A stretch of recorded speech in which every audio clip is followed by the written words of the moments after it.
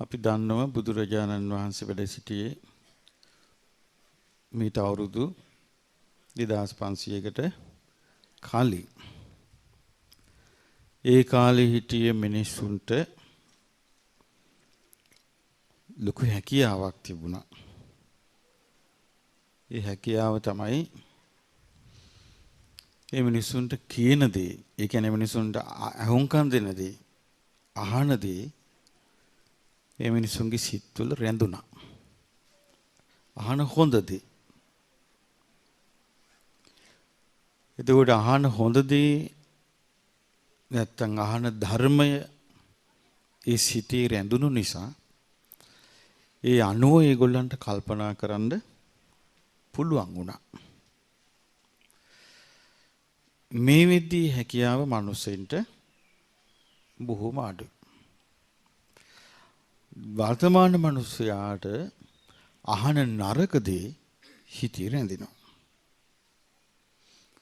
අහන හොඳ දේ හිතේ රැඳෙන්නේ නැහැ.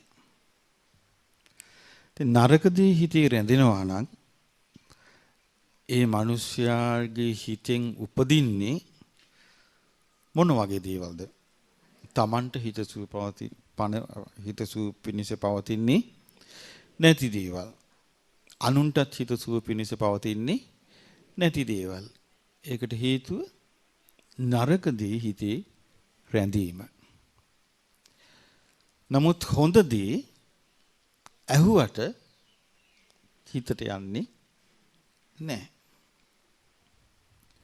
දැන් බලන්න හිතලා බුද්ධ කාලේ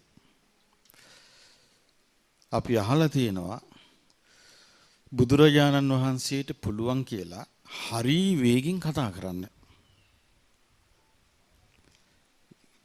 ගොඩාක් වේගින් කතා කරන්න පුළුවන් කියනවා. ගොඩාක් වේගින් කතා කරනවා නම් යමෙක් ඒ වගේම ඒක අහන අයට හැකියාවක් තියෙන්න ඕනේ නේද? ගොඩාක් වේගෙන් කියපු එක අහන්න. ඒ ගොඩාක් වේගෙන් කියන දේ අහලා තේරුම් ගන්න මේ මිනිස්සුන්ගේ කන් වල ඒ හැකියාව තිබිලා තියෙනවනේ. අද ඒ ශ්‍රවණයෙන් ගන්න හැකියාව නැහැ. කොච්චර අහනවද ධර්මයේ? නමුත් අපේ හිතේ පිහිටන්නේ ඒ අහන ධර්මයේ නෙමෙයි. මොනවා හරි කුණු ගොඩවල්. ඉතින් මේ නිසා අපිට මේ මනුස්ස ජීවිතෙන් ප්‍රයෝජනය ගන්න තියෙන හැකියාව බොහොම අඩුයි. මනුස්ස ජීවිතෙන් ප්‍රයෝජනය ගන්න තියෙන හැකියාව අඩු වුණාම ඒ කියන්නේ දැන් ඔබට මතකද මුලින්ම මම කිව්වා අපේ හිතේ හොඳ දේ මතක හිටිනවා අඩුයි. එහෙනම් මතක හිටින්නේ මොකද්ද? අපට හිතසුව පිණිස පවතින්නේ නැති දේවල්. ඒකයි මේ මැරෙන අය දුගතිය යන්නේ. මැරෙන අය සුගතිය යන්නේ නැහැ. 100%ක්වත් යන්නේ නැති ගානයි. එතකොට මැරෙන දුගතිය යන්නේ. දුගතිය යන්නේ කියන්නේ කොහෙද යන්නේ වැඩිපුර? එක්ක පෙරේත ලෝකේ. එහෙම නැත්නම් තිරිසන් අපායේ. ඒ කොයි හරි ගිහිල්ලා එක්ක තිරිසන් අපායේ ගිහිල්ලා තමන්ගේ දරුවෝ පස්සේ යනවා. එක්ක පෙරේතෙක් වෙලා දරුවෝ පස්සේ, ස්වාමියා පස්සේ, බිරිඳ පස්සේ යනවා. අද මැරෙන අය වර්තමානයේ. එතකොට ඒගොල්ලන්ට තෙරුවන් සරණ ගියා කියලා, සිල් ගත්තා කියලා පිහිට ලබන්න බැරි වෙලා තියෙනවනේ. ඒ පිහිට ලබන්න බැරි වුණේ අර කියාපු හැකියාව නැතිකම නිසා. ඉතින් අද අපි මේ ධර්මයේ කතා කරන්නේ පුළුවන් කෙනෙකුට හැකියාව ඇති කර ගන්නයි. බැරි කෙනා ගැන කරන්න දෙයක් නැහැ. ඒ මේක තමන්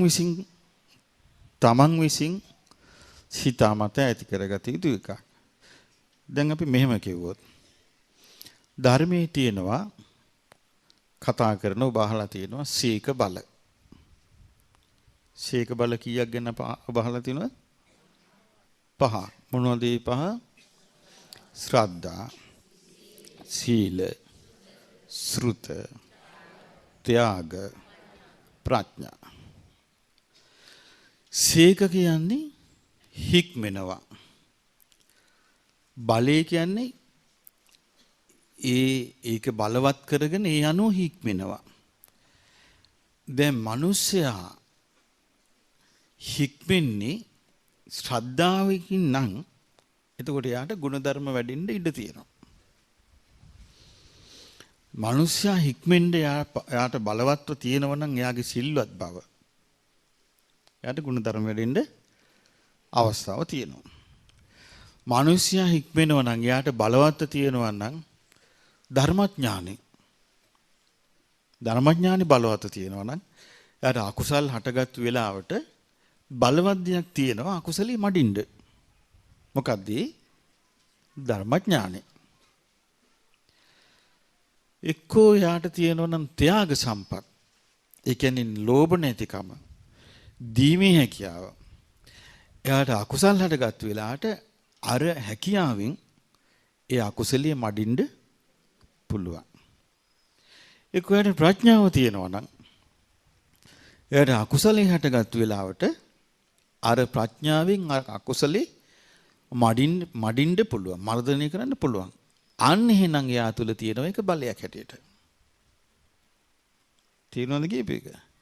ඒතර ශ්‍රද්ධාව බලයක් හැටියට තියෙන කෙනෙකුට එයාට අකුසල් හටගත්තාම භාග්‍යතුන් වහන්සේ ගැන මෙනෙහි කරලා අර අකුසලේ මඩින්න පුළුවන්. හැබැයි වර්තමාන මනුස්සයාට නෑ. අකුසලී හටගත්තට පස්සේ අකුසලී විසින් පුද්ගලයාව මඩිනවා. මම හොඳට මේ ප්‍රශ්නයක් ඇති වුණොත් මිනිස්සු ශ්‍රද්ධාවට වෙච්ච දෙයක් නැතුව යනවා. මම දන්නවා ඒක. ඊට පස්සේ බැන මොනවා හරි කියෝ යනවා. එතකොට උදාහරණයක් මම කියන්න මේ ළඟදී එක්තරා අපේ අසපු ශාඛාවක සදහවන්ත පිරිසක් කියලා තියෙනවා. ඒගොල්ලන්ට ආසයි සිල් දානි දෙන්න මාළුත් එක්ක කියලා. කියලා ඉතින් සිල් දානදී ඒගොල්ලෝ විදන් කළා. ඉතින් මාළුත් එක්ක දාන්නේ බෙදලා. ඉතින් මාළු කෑල්ලක්වත් ඉතුරු වෙලා නැහැ. මෙන්න ලියුමක් කියවනවා. සතියකට පස්සේ අම්මා කෙනෙක් මං අවුරුදු 11ක් තිස්සේ මේ හිටේනවා. මෙච්චර පිරිහිලා කියලා අපි දන්නේ කියලා. අවුරුදු 11ක් තිස්සේ අහපු බණක් නැහැ. අවුරුදු 11ක් තිස්සේ අහපු දෙයක් නැහැ. එහෙනම් එයාගේ අර සීක බල එකක්වත් නැහැ. අකුසලයක් හටගත්තා, තරහක් හටගත්තා. එතකොට තමන් මාළු කෑවෙත් නැහැ. අර කාපු ඔක්කොම කෙරෙහි බැන ද්වේෂෙන් ගියා. එතකොට තමන් තුල තියෙන දුර්ගුණයක් බලවත් වුණා මිසක් තමන් තුල තියෙන යම්කිසි ලාමක ගතියක් බලවත් වෙලා මිසක් ශ්‍රද්ධාවකුත් නැහැ. ඒ ශ්‍රද්ධාවක් තිබ්බනම් අකුසලිය මඩින්න ඒ ශ්‍රද්ධාවට පුළුවන්. සීලෙකුත් නැහැ. සීලයක් තිබ්බනම් ඒ සීලෙන් අකුසලිය මඩින්න පුළුවන්. ධර්මඥානිකුත් නැහැ. එහෙමනම් අපිට පේනවා අවුරුදු 11ක් ඇවිලත් පුද්ගලයා හිස්. ඉතින් එහෙමනම් අපිට මේකෙන් පේන්නේ මොකද්ද? අපි හිතන තරම් වැඩි ලේසි නෑ. තමන්ව බේරගන්න එක අපි හිතන තරම් ලේසි නෑ. ඒ කියන්නේ බලවත් වෙලා තියෙන අපි හිතාගෙන හිටියට අපි ශ්‍රද්ධාව කියලා ප්‍රශ්නයක් වෙච්ච ගමන් ගන්නේ අකුසලී පැත්ත. ශ්‍රද්ධාවේ පැත්ත නෙමෙයි. සීලේ පැත්ත නෙමෙයි. ධර්මයේ පැත්ත නෙමෙයි. ඉතින් ඒ නිසා ඒක අපිට හොඳට පේන නිසා එහෙම ස්වභාවයක් අපි මේ උත්සාහවල සාර්ථක වේද අසාර්ථක වේද කියන්නේ අපිට බෑ. ඒකයි මම ඔය විහෙර විහාර හදන එකටත් යන දුන්නේ අඩු ගානේ ගඩොලක් සිමෙන්තියක් ඇදලා හරි. පොඩ්ඩක් වෙහෙස මහන්සි වෙලා හරි. රිපීලක් දෙකක් පූජා කරලා හරි ඒකවත් මතක් කරගන්න පුළුවන් වුණොත් ලොකු දෙයක් කියලා. ඉතින් අද මම ඔබට කියන්න කල්පනා කළේ බොහොම ලස්සන දේශනාවක්. මේ දේශනාවේ නම විසාඛා උපෝසත සූත්‍රය. උන අද ඔබ උපෝසතේ සමාදන් වෙච්ච දවසක්. උපෝසතේ කියන්නේ අපි හිතනවට වඩා දැන් අපි උපෝසතේ කියප ගමන් අපිට මතක් වෙන්නේ සිල්පද 8. ඒකේ හිතනවට වඩා ලොකු විස්තරයක් තියෙනවා. බුදුරජාණන් වහන්සේ සවැත් නුවර පූර්වාරාමේ වැඩ සිටිද්දී පොය දවසක දහවල විසාඛාව බුදුරජාණන් වහන්සේ බැහැ දකින්න ආවා. අද වගේ පොය දවසක දවල් කාලේ කවුද ආවේ? විසාඛා ආවේ. විසාඛා කියන්නේ මේ සාමාන්‍යයෙන් මෝඩපයි ගැහණියක්ද? නෑ. කවුද? සෝතාපන්න වෙච්ච ශ්‍රාවිකාවක්, බොහොම නුවණ තියෙන කාන්තාවක්. එතකොට විසාඛාව ඇවිල්ලා බුදුරජාණන් වහන්සේට වන්දනා කරාම බුදුරජාණන් වහන්සේ අහනවා, විසාඛා මොකද මේ ඔබ දහවල මේ දහවල් ඔබ ඇයි මේ කියලා. උපෝසතාහම් බන්තේ අජ්ජ උපවසාමි. විසාඛා කියනවා, ස්වාමීනි මං අද උපෝසත දවසේ උපෝසතේ සමාදන් වෙලා ඉන්නේ කියලා කිව්වා. බුදුරජාණන් වහන්සේ විසාඛාවගෙන් අහන්නේ උන්වහන්සේ දන්නේ නැද්ද උපෝසතේ කියලා? දන්නවා. මේ දේශනාවට අවස්ථාව ගන්නයි. ඒක අහන්නේ. අහනවා ඇයි මේ දහවල මේ කොහේ යන ගමන්ද? එතකොට විසාඛා මොකද්ද කිව්වේ? ස්වාමීනි මං අද උපෝසතේ සමාදන් වෙලා. ඒකට බුදුරජාණන් වහන්සේ වදාලා විසාඛා උපෝසත 3ක් තියෙනවා. එකක් තමයි ගවයන් බලන්නාගේ උපෝසතේ. ඒකට කියනවා ගෝපාලක උපෝසතේ. බුදුරජාණන් වහන්සේ වදාලා උපෝසත කීයක් තියෙනවද? 3ක් තියෙනවා. 3න් පළවෙනි එක මොකද්ද? ගෝපාලක උපෝසතේ. දෙවෙනි එක නිගණ්ඨ උපෝසතේ.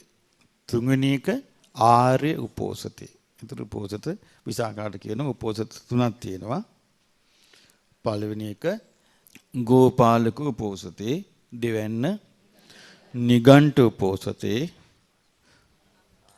තුන්වැන්න ආර්ය උපෝසතේ. කියනවා ගෝපාලක උපෝසතේ තමයි ගොපල්ලා හරක් ටික දක්කන් යනවා. හරක් ටික දක්කන් ගිහිල්ලා උදේට එක පැත්තක තනකොළ කවනවා. උදේට එක පැත්තක තනකොළ කවන ගමන් කල්පනා කරනවා, දහවලට මම මේ හරක්ව අර පැත්තට ගෙනියන්න ඕනේ. මේ පැත්තේ තනකොළ මීට වඩා ලාවට ඇති කියලා මේ පැත්තට එකන් ගිහලා තනකොළ කවනවා. ඊට පස්සේ හිතනවා අර පැත්තට ගෙනියන්න ඕනේ. මේ පැත්තේ තමයි වතුර තියෙන්නේ මේ ගවයන්ට පොවන්න. ඊට පස්සේ හිතනවා හෙට උදේට මේ ගවයන්ව අපි අනිත් පැත්තට ගෙනියනවා. එතකොට මේ ගොපල්ලාගේ හිතේ හැමතිස්සෙම වැඩ කරන්නේ අර ගවයන්ට කන්න බොන්න දීම ගැනයි. මේ වගේ කියනවා සමහරු උපෝසත සිල් ගත්තාම කල්පනා කරනවා අද හීල දානෙට පාන් හම්බ වුණා. සම්බෝලෙට අඹුලුත් නැහැ. ලුණුත් මදි. ඊළඟට දවල්ට ලැබුණාම කල්පනා කරනවා අද දවල් හම්බ වුණා පරිප්පු එක මෙලෝ රහක් නැහැ. බත්වල ගලුත් තියෙනවා. වී ඇටත් හම්බ වුණා. ඊට පස්සේ හවසට අද තේවලට මක්ක දෙවිද දන්නේ. ඉඟුරු නැති එකක් හම්බ වෙයි දන්නේ නැහැ. ඉඟුරු දාලා හම්බ වෙයි දන්නේ නැහැ. හෙට උදේට අද වගේ සම්බෝලයක් හම්බ වෙයි දන්නේ නැහැ. එතකොට මේ බුදුරජාණන් වහන්සේ දේශනා කළා මේ විදිහට තමන්ගේ කල්පනාව උදේ කාපු එක ගැන, දවල්ට කන එක ගැන, හවහට බොන බීම ගැන, පහුවෙන්දා කෑම ගැන කල්පනා කර කර ඒක හිත හිත ඉන්නවා නම් ඒක අයිති වෙන්නේ ගොපල්ලාගේ උපෝසතයටයි. එතකොට යා කල්පනා කරන්නේ අර ගොපල්ලා ගවයන්ට කවන්න පොවන්න කල්පනා කරපු විදියට. ගවයන්ට කවන්න පොවන්න කල්පනා කරපු විදියට තමයි Tamanට කවන්න පොවන්න කල්පනා කරන්නේ. අද උදේ මේවා හම්බුනේ. එහෙම තියනවා නැත්te නෑ. මොකද සමහර අවස්ථාවලදී ලුණු නැත්තම් මටම ලියුම් එවලා තියෙනවා. අද ආව වැඩසටහනට මෙලු රසක් නෑ කෑම. අද ආව වැඩසටහනට ගල් කෑමේ ගල් තිබ්බා. ඇත්ත වශයෙන්ම ඒක යෝජනාවක් හැටියට නිකන් ඉදිරිපත් කරා නම් කමක් නෑ. බණින්නේ කරන්නේ නැතුව. බැනලා ඉවන්නේ. ලියුම්. එතකොට අපිට මේකෙන් තේරෙනවා Tamanට ගෙදර ගියාට පස්සෙත් හිතේ වැඩ කළා තියෙන තදේට මොකද්ද? Taman කාපු කෑම. එක්ක හාල් මැස්සු තිබ්බා. අපි නම් ආයෙත් නෑ මේ වැඩසටහනට. තම කෑම වේල සියල්ල මැඩගෙන ගිහින් තියෙන්නේ කෑම වේල. අදටත් වෙනවා එතකොට ඒක. එහෙනම් මේ ඔක්කොම අයිති වෙන්නේ මොකේටද? ගෝපාල උපෝසතේටයි. කන්නේ මොනවද? උඹලකට දාලාද? කරෝලද? අපි නම් යන්නේ. එහෙනම් තන දීලා තියෙන ගුණ ධර්මයකට නෙමෙයි. කෑම වේලකට ගෝපාලක උපෝසතේ. එතකොට එයාට ගොපල්ලගේ කල්පනාවෙන් යහට යන්න හැකියාවක් නැහැ. ගොපල්ලගේ කල්පනාවෙන් එහාට යන්න බෑ. ඒකට කියන්නේ ගෝපාලක උපෝසතේ. අද ඔබ හිතන්නේ මේ රටේ වැඩිපුර තියෙන ওই උපෝසතේනේ. ඕක තමයි තියෙන වැඩිපුර. ආර්ය උපෝසතේ නෙමෙයි. ඊළඟට දේශනාවේ තියෙනවා බුදුරජාණන් වහන්සේ වදාලා විසාකා ඔය ගෝපාලක උපෝසතේ න මහඵලෝ න මහානිසංසෝ න මහාජුතිකෝ න මහවිපාරු කිසිම ප්‍රතිඵලයක් ඕකේ නෑ. මහත්ඵල මහානිසංස කිසිම දෙයක් ඒකේ නෑ කියනවා. ඒ හේතුව ඒක ලෝභය මුල් කරගත්තු, ද්වේෂය මුල් කරගත්තු, මෝහය මුල් කරගත්තු කල්පනාවක් එක්ක තියෙන්නේ. ඊළඟට බුදුරජාණන් වහන්සේ දේශනා කරන විසාකා ඊළඟ උපෝසතයට කියන්නේ නිගණ්ඨ උපෝසතේ. කියන නිගණ්ඨයෝ නිගණ්ඨ පිරිස තමන්ගේ ශ්‍රාවකයන්ව ඒ කාලේ කිව්වේ ඉන්දියාවේ මේ විදිහට පුරුදු කරනවා කියන්නේ. එම්බා පුරුෂේ මේ එන්න. හතර දිසාවේ යොදුනක් දුර සත්වයන් කෙරෙහි අනුකම්පාවෙන් හිටපන්. හතර දිසාවේ යොදුනක් දුර සත්වය කියන්නේ උතුරු දිසාවෙත් යොදුනක් දුර. නැත්නම් යොදුන් 100ක් දුර. මේකේ තියෙනවා දිසාය පානා පරං යෝජන සතං යොදුන් 100ක් දුර සත්‍යයන් කෙරෙහි අනුකම්පාවෙන් දඩමුගුරු අත්හැරලා වාසය කරන්න. දකුණු දිශාවේ නැගෙනහිරයි බටහිර. ඒ කියන්නේ සතර දිශාවේ. එතකොට බුදුරජාන් වහන්සේ වදාලා විසාකා එතකොට ඒගොල්ලන්ට උගන්වන්නේ යොදුන් 100ක් දුර සත්‍යයන්ට. යොදුන් 100න් එහා සත්‍යයන්ට මොන වුණත් කමන්නේ. මේ විදිහට තමයි කියනවා ඒගොල්ලෝ උපෝසතේට ඒ විදිහට සමාදන් වෙලා ඊට පස්සේ කියනවා එම්බා පුරුෂ ඊට පස්සේ නුඹ අද දවසේ ඒහිත්වං අම්බෝ පුරුෂ එම්බා පුරුෂේ මෙහිවර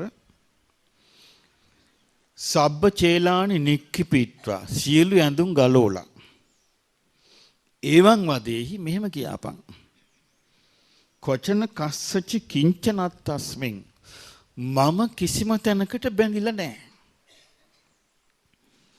නච මම වචන කත්තති මම කිසිම කෙනෙකුටත් කිසිම අයුරකින් බැඳිලා නැහැ කියලා කියාපන්.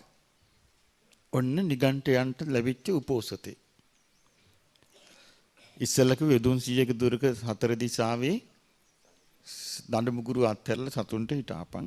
ඊට පස්සේ ඇඳුම් ගලවලා මම නිදහස් මම කිසි දෙයකට බැඳිලා නැහැ කියලා. ඉතින් බුදුරජාණන් වහන්සේ වදාලා විසාකා මේ කිසි දෙයකට බැඳිලා නැහැ මම නිදහස් කිව්වට දෙමාපියෝ දන්නා මේක මගේ පුතා.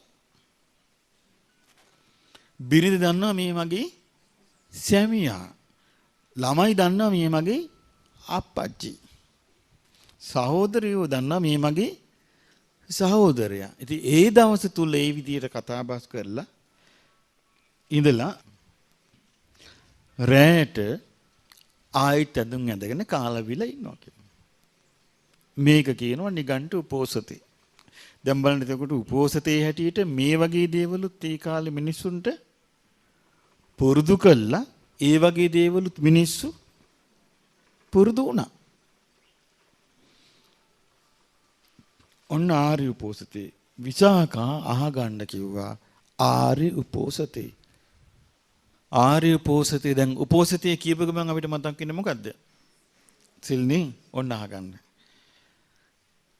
කතංච විසාකේ ආර්ය උපෝසතෝ විසාකා ආර්ය උපෝසතේ කියන්නේ මොන වගේ එකක්ද? විසාකා කිලුටු වෙන හිත උපක්‍රමයෙන් පිරිසිදු කළ යුතුයි. ඔන්න ආර්ය උපෝසතේ පටන් ගන්න තැන. මොකද්ද? කිලුටු වෙන සිත උපක්‍රමයෙන් පිරිසිදු කළ යුතුයි. එහෙනම් අපි ඉස්සෙල්ලාම පිළිගන්න ඕනේ මොකද්ද? සිත වනාහි කිලුටු වෙන දෙයකි. සිත කිලුටු වෙන දෙයක්. විසාකා කිලුටු වෙන සිත උපක්‍රමයෙන් පිරිසිදු කරන්නේ කොහොමද? ඔන්න බුදුරජාණන් වහන්සේම ප්‍රශ්න අහනවා. මොකක්ද අහන්නේ? කිලුටු වෙන සිත උපක්‍රමයෙන් පිරිසිදු කරන්නේ කොහොමද? මං කියවනේ දැන් දැක්කද මං කිව්වා දැන් අවුරුදු 11ක් වැඩසටහන් වලට ඇවිල්ලත් හිත කිලුටු වෙනවා අඳුන ගන්න බැරුව ගියා. ඒ කියන්නේ සමානං කියෝ කියන්නේ ඇති මට නම් සීක බල පහ තියෙනවා අපි සීක බල පහ යුක්තයි කියලා. අර කවුරුත් කියනකට කියනවනේ කටපාඩම් කොල්ලෝක. නමුත් ප්‍රශ්නේ ආපු වෙලාවට හිත කිලුටු වෙච්ච වෙලාවට කිලුට විතරයි තියෙන්නේ. ඒක පිරිසිදු කරගන්න දන්නේ. කියන විසාකා කිලුටු වෙන හිත කිලුටි සිත උපක්‍රමයෙන් පිරිසිදු කරන්නේ කොහොමද? ඉද විසාකේ අරිය ශාවකෝ තථාගතං අනුස්සරති. ඔන්න උපෝසතේ පටන් ගනිල්ල. ආර්ය ශ්‍රාවකයා තථාගතයන් සිහි කරයි. තථාගතයන් වහන්සේව සිහි කරයි. ඔන්න උපෝසතේ. දැන් තථාගතයන් වහන්සේ සිහි කරන කෙනාට උදේට කෑවි මොනවද? කාපු එකේ සම්බෝලෙට ලුණු නැහැ. පාරිප්පුවකට පහේ නැහැ. ඒ කතාවල් සිහි කර කර ඉන්නකොට කිලුටු වෙන්නේ මොකද්ද? සිත කිලුටු වෙන්න ඉඩක් නැහැ යාට. එයා සිහි කරන්නේ ඒක නෙමෙයි. මොකද්ද? තථාගතං. තථාගතයන් වහන්සේව සිහි කර කර ඉන්නවා. ඉතිපිසෝ භගවා අරහං සම්මා සම්බුද්ධෝ විජ්ජාචරණ සම්පන්නෝ. මෙසේ අපගේ භාග්‍යවතුන් වහන්සේ ආරහං වනසේක සම්මා සම්බුද්ධ වනසේක විජ්ජාචරණ සම්පන්න වනසේක සුගත වනසේක ලෝකවිදු වනසේක අනුත්තර පුරිස ධම්ම සාරථි වනසේක සත්තා දේව මනුස්සානං වනසේක බුද්ධ වනසේක භගවා වනසේක. එතකොට දැන් උපෝසතේ පටන් ගන්න මොකෙන්ද එහෙනම්? බුද්ධානුස්සතියෙන්.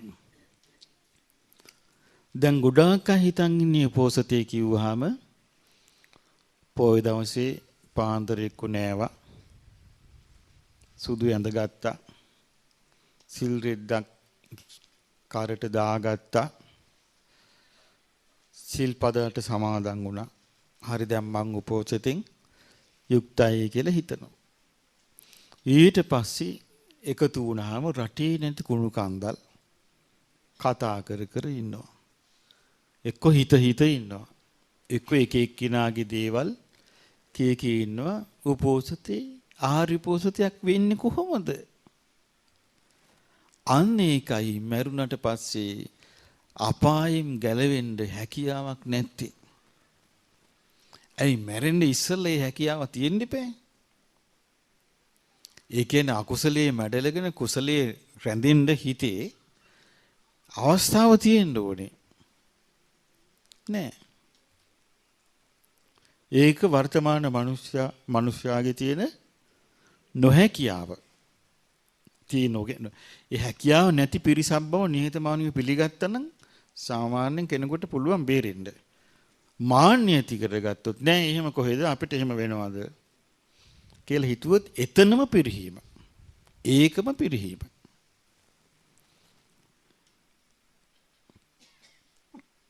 ඉතින් බුදුරජාණන් වහන්සේ ගැන මෙනෙහි කරනවා. ඔන්න උපෝසතේ පටන් ගනිල්ල.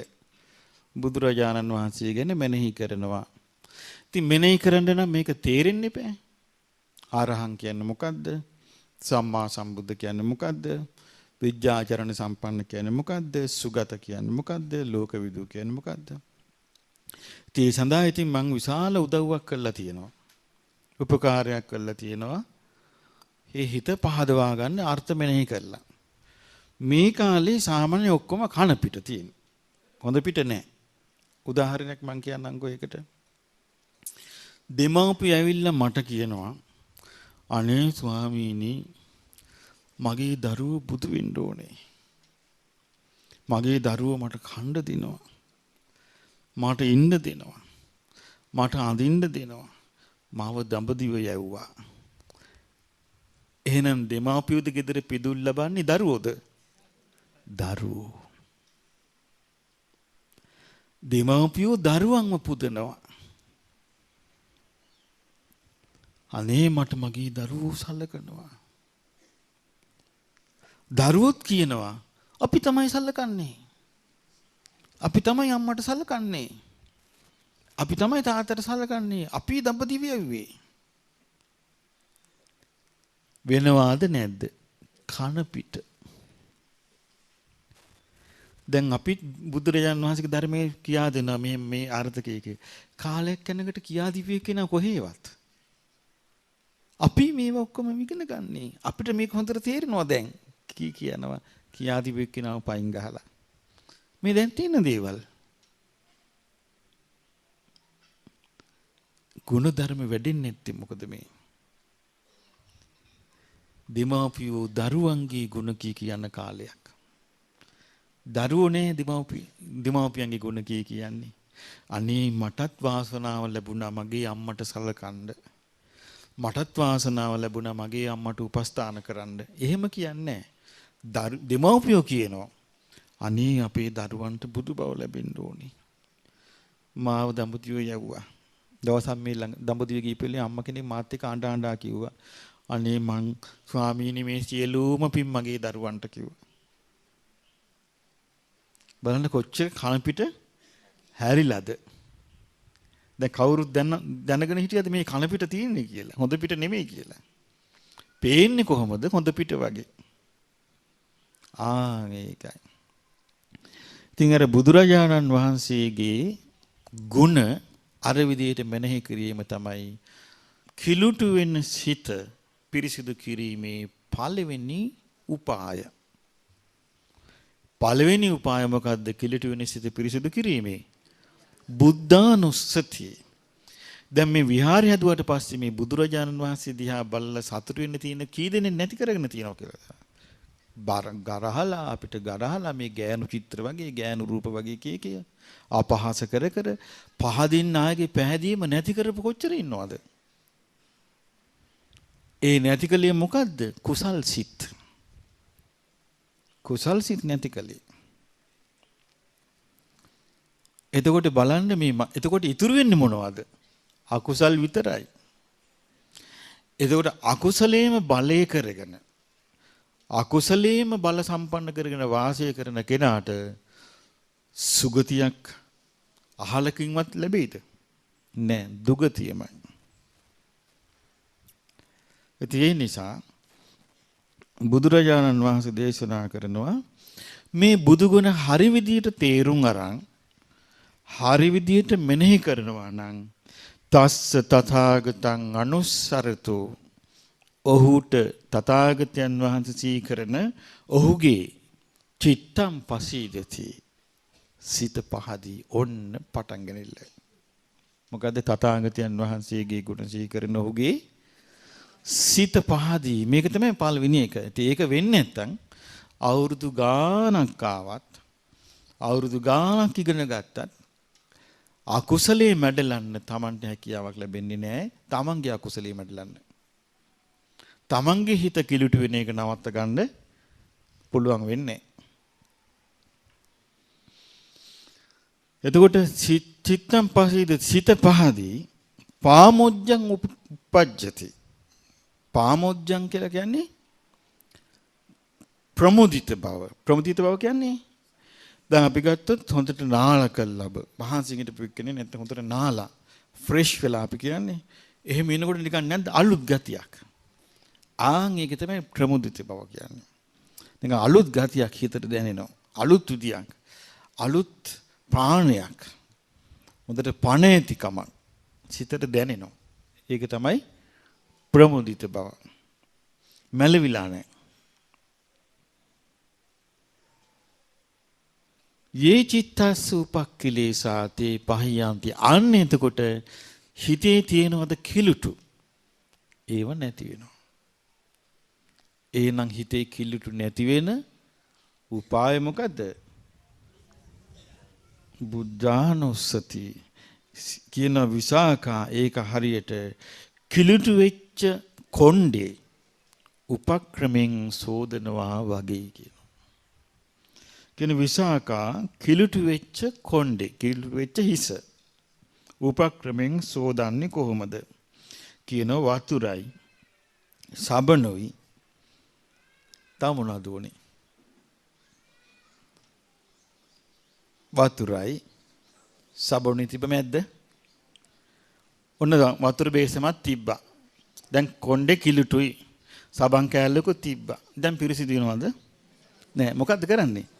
උත්සාහය. මොකද්ද? වතුරයි සබනුයි පුරිසස්ස තජ්ජ වායාමම් පටිච්ච. ඒ සඳහා පුද්ගලයාගේ උත්සාහය. වතුරයි සබනුයි ඒ සඳහා පුද්ගලයාගේ උත්සාහයයි කියන දෙයින් කිලුටු හිස පිරිසුදු වෙන්නේ යම්සේද එසේයින්ම කිලුටු සිත භාග්‍යවතුන් වහන්සේගේ ගුණ මෙනෙහි කිරීමෙන් පිරිසිදු කරගත යුතුයි. එහෙනම් කිලුටු වෙච්ච හිත පිරිසිදු කරගන්න තියෙන්නේ බුදුරජාණන් වහන්සේව සිහි කිරීමෙන්. අන්නේ හැකියාව අද මිනිස්යාට අඩුයි. හිත කිලුටු වුණොත් කිලුටු වුණා. මාගේ සිත කිලුටු වුණාය. මේ මට හිත සූපිනිස පවතින්නේ නැහැ කියන සිහිය උපදින්නේ නැහැ. කිලුට වැළඳ ගන්නවා. කිලුට පවත්වනවා. එතකොට සුගතිය යන්න අපේක්ෂාව තිබ්බා කියලා. සුගතිය යයිද? අයි සබන් තිබ්බා කියලා ළඟ වතුර තිබ්බා කියලා. කිලුට වෙච්ච හිත ඔළුව නැත්තම් කිලුට වෙච්ච කොණ්ඩේ සෝද ගන්න යා උත්සාහ කරන්නේ නැත්තම් කවදාවත් ඒ කොණ්ඩේ හේදෙයිද? නෑ. ඒකට බලන්නේ උත්සාහය. ඊළඟට බුදුරජාණන් වහන්සේ විස්තර කරනවා මේ වගේ ප්‍රමුදිත භාවයේ ඇති වෙනවා නම් ඒ කිව්වේ භාග්‍යවතුන් වහන්සේව මෙනෙහි කරලා මොන විදිහටද මෙනෙහි කරන්න කියලා තියෙන්නේ? අර ගුණ 9. සාමාන්‍යයෙන් ඉස්සර අපි පොඩි කාලේ ඉගෙනගෙන තියෙන්නේ එක ගුණයක් අරන් මෙනෙහි කරන්න කියලා. මම අහලා තියෙනවා. නමුත් ඒක බුද්ධ දේශනාවක නැහැ. එහෙනම් මේ බුද්ධ දේශනාවක නැත්තම් ශාස්ත්‍රඥ වහන්සේ අනුමත කරපු එකක් වෙන්න බෑනේ. එතකොට එක ගුණයක් කරන් මෙනෙහි කිරීමනේ මේ දේශනාවේ තියෙන්නේ. ගුණ 9ම මෙනෙහි කරන්න කියලා. මං හිතන්නේ මේ අපි තමයි ඉස්සල්ලාම මේ බුද්ධානුස්සතිය කියලා අහගෙන ඉන්න කියලා ඒක අර්ථ වශයෙන් ගුණ මෙනෙහි කරන්න ඉගැන්නුවේ. පිරිසකට පුළුවන් ශ්‍රද්ධාව ඇති කරගන්න යන්තම් හරි පිනක් තියෙන කෙනෙකුට අවස්ථාවක් තියෙනවා. ඉතින් බුදුරජාණන් වහන්සේ වදාලා විසාඛා ඔය විදියට තථාගතයන් වහන්සේව සිහි කර කර ඉන්නේදී ඉස්ලාම වෙන්නේ මොකද්ද? මෙයාගේ හිත පහදිනවා. පහදුනාට පස්සේ හිතට එනවා ප්‍රමුදිත බව. ප්‍රමුදිත බව කියන්නේ මොකද්ද? නැවුම් ගතිය. නැවුම් ගතියක් හිතට එනවා. අලුත් ගතියක් එනවා. එතකොට බුදුරජාණන් වහන්සේ වදාලා විසාකා ඒ වෙලාවට ශ්‍රාවකයා බ්‍රහ්ම උපෝසතයෙන් යුක්තයි කියනවා. බ්‍රහ්මයා සමග වාසය කරනවා. බලන්න මේ වචන.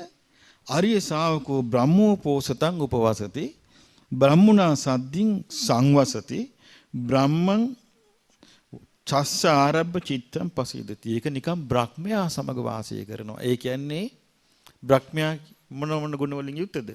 මෙත්තා, කරුණා, මුදිතා මේ ගුණ පිහිටනවා යාට. සතර බ්‍රහ්ම විහරණ පිහිටනවා. බුද්ධානුස්සතිය හරියට වැඩුවා නම්. බලන්න ශ්‍රද්ධාවෙන් ලැබෙන ප්‍රතිඵලයක්. එහෙනම් බුද්ධානුස්සතිය වඩමින් ඉඳිදී දුෂ්ටයෙක් වෙන්න, කුහකෙක් වෙන්න බෑ. අනුන්ට කෙනෙහිලිකම් කරන්න, අනුන්ට වලවල් කපන්න බෑ. ඒකයි මේක එකතු වෙන්නේ. නෑ බ්‍රහ්මෙක් එක්ක ඉන්නවා වගේ කියනවා. බුදුරජාණන් වහන්සේගේ ගුණ මෙනෙහි කර කර ඉන්නවා නම් කින විසාකා ඒ විදිහට වාසය කිරීම තුළ කිලිටි වෙච්ච සිත පිරිසිදු වෙනවා. ඊළඟට බුදුරජාණන් වහන්සේ වදාලා විසාකා කිලිටි වෙන සිත උපක්‍රමයෙන් පිරිසිදු කරන්න ඕනේ. විසාකා ආර්ය ශ්‍රාවකයා ධර්මයත් සිහි කරයි. ආර්ය ශ්‍රාවකයා ස්වාඛාතෝ භගවතා භාග්‍යවතුන් වහන්සේ ධර්මයේ මනාකොට දේශන ලද්දේය. එන මනාකොට දේශන ලද්දේ ධර්මයේ කවුරුන් විසින්ද? භාග්‍යවතුන් වහන්සේ විසින්. එහෙනම් අපිට වැදගත් වෙන්නේ කවුරු විසින් දේශනා කරපු එකද? බුදුරජාණන් වහන්සේගේ බුද්ධ වචනේ තමයි වැදගත් වෙන්නේ. ඊට පස්සේ විග්‍රහය ඒක දෙවෙනි තැන. පළවෙනි තැන භාග්‍යවතුන් වහන්සේගේ විග්‍රහය. එතකොට ස්වාඛාතෝ කියලා කියන්නේ මනාකොට දේශනා කරන ලද්දේය කියන්නේ කාගේ වචනේද? බුදුරජාණන් වහන්සේගේ වචනේ. ඇයි? බුදුරජාණන් වහන්සේ මනාකොට දේශනා කරපු නිසා නේද ඒ ධර්මය අහපු අය සෝවන් උනේ. සකදාගාමී උනේ. අනාගාමී උනේ. රහත්තුනි මනාකොට දේශනා නොකළා නම් මාර්ගඵල ලබන්නේ නෑනේ. ඒ මාර්ගඵල ලැබුවේ ඇයි? මනාකොට දේශනා කරපු ධර්මයේ. ඒ ධර්මයේ සම්තිට්ඨිකයි සාන්දෘෂ්ටිකයි. මේ ජීවිතේදීම අවබෝධ කරගන්න පුළුවන් නිසා නේද එහෙම බිහි වුනේ ශ්‍රාවකයෝ. අකාලිකයි. එහෙනම් ඒක එහෙම පරණ කාලයකට ඒකේ පටිනාකම තිබිලා කාලයකට නැති වෙන එකක් නෙමෙයි. එක දවසක් එක භික්ෂුන් වහන්සේ නමක් වතුර නාලා වැවෙන් අඳනි පිටින් හිටියා සිවුරු මේ ඇඟේ තෙත ඒ කාලේ තුවා පාවිච්චි කළේ නෑ. ඒ නිසා මේ හුළඟෙන් ඇඟ වේල ගන්නවා. අද වුණත් නාලා වැවක් අයින හිටියොත් නිකම්ම ඇඟ වේලිලා යනවා. එහෙම ඉන්නකොට දෙවි කෙනෙක් ආවා. ඇවිල්ලා කියනවා භික්ෂුව මේ ඔය කාලික ධර්මයේ අතහැරලා මේ කාමේ මේ පරිහරණය කරන්න කියනවා. මේ කාමයේ කියන්නේ මේ දැන් සතුට විඳින්න පුළුවන් එකක් කියනවා. එතකොට මෙයා භික්ෂුව කියනවා නෑ. ඔය කාමේ තමයි කාලික කියනවා. ඇයි හේතුව? කාමයේ තියෙන කාලයකට යටත් වෙලා. තරුණ කාලේ කාපු බීපුව දැන් කන්න පුළුවන්ද? බෑ. තරුණ කාලේ නටපු නාටකම් වයසට ගියහම පුළුවන්ද? බෑ. තරුණ කාලේ කරපු ස්ටයිල් වයසට ගියහම පුළුවන්ද? එහෙනම් කාමය කාලයකටයි අයිති. ඒ කාලයෙන් පස්සේ කාමයේ ආතෑරිලා යනවා. කියනවා කාමේ කාලිකයි ධර්මය අකාලිකයි කියනවා. ධර්මයේ එහෙම නැහැ. ධර්මයේ මේ ඇඳේ වැටිලා ඉන්නවා. තව පැයේ තියෙන්නේ මැරෙන්න. නමුත් ඒ පැයේ හරියට ධර්මය ඇහුවනම් ඒ අකාලික ධර්මයෙන් ප්‍රතිඵල ගන්නවනේ. දැන් සාරිපුත්ත මහ රහතන් වහන්සේගේ යාළුවෙක් මරණාසන්න වෙලා හිටියා. සාරිපුත්ත මහ රහතන් වහන්සේ යාළුවොත් එක්ක කතා කරන්න ගියා. ගිහිල්ලා ඒ බ්‍රාහ්මණයාගෙන් ඇහුවා මොකද්ද දැන් ඔයාට? අනේ මට හරි අමාරුයි. මාව නිකන් පිච්චෙනවා. මට ගින්දර පේනවා කිව්වා. එතකොට එහෙනම් දැන් ඔබට මේ පහළ වෙලා තියෙන්නේ නරකාදී සලකුණු. නරකාදීට වඩා කොච්චර හොඳද තිරිසන් අපායට ආවනම්. ඒක නම් හැබැයි තමයි කියලා තිරිසන් අපාය ගැන හිත පිහිටව ගන්නකට අරකට පේන්නේ නැතුව ගියා. බලන්න පුද්ගලයාගේ මනසේ තියෙන හැකියාව. ඊට පස්සේ උන්වහන්සේ සාරිපුත්යන් වහන්සේ වදාලා මේ තිරිසන් අපායට වඩා කොච්චර හොඳද පෙරේත ලෝකයකට ආවනම්. ඒක නම් හරි තමයි කිව්වා. කියලා ටික ටික කතා කර කර මේවා ටික ටික ගෙනිච්චා මේ මනස ලෝකේ දිව්‍ය ලෝකේ ඊට පස්සේ ගියා මීට වඩා කොච්චර හොඳද බ්‍රහ්ම ලෝකයට ගියා නම්. ඒක නම් හරි තමයි කිව්වා කියනකට හිත එකඟ වෙලා. මේ මාරෑන්දී ඊට පස්සේ එනං හැම හිත පිටවාගෙන ඉන්න කියලා බුදුරජාණන් වහන්සේ ළඟට සාරිපුත්යන් වහන්සේ වැඩියා. එතකොට බුදුරජාණන් වහන්සේ එතකොට ඒ ධනංජානි යාගේ නම මැරිලා මේ බඹලෝ උපන්නා. ඉතින් බුදුරජාණන් වහන්සේ අහනවා සාරිපුත්යන් වහන්සේගෙන් සාරිපුත්ත ඇයි මෙයා බඹලෝ නැවැත්තුවේ කියලා. ඒ කියන්නේ අර ඇඳීම තවදුරටත් ධර්මයේ කිව්වනම් මාර්ගඵල ලබනෝ. අතට අකාලිකයි. ධර්මයේ කාමයට පුළුවන් දෙහිම එකක් කරන්න. කාලිකයි කාමේ.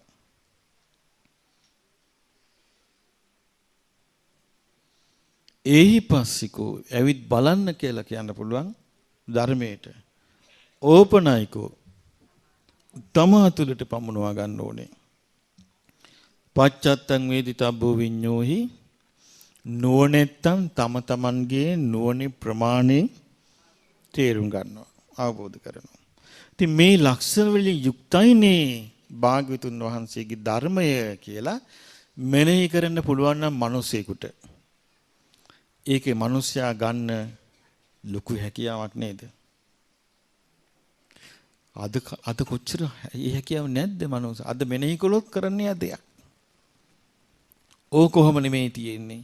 මේක මෙහෙමයි තියෙන්නේ. මෙහෙමයි කී කොච්චරනම් ධර්මයේ ගැන එක කියෝ ඉන්නවද? සිත පහදවා ගන්න එක පැත්තකින් තියලා වාද කර කර.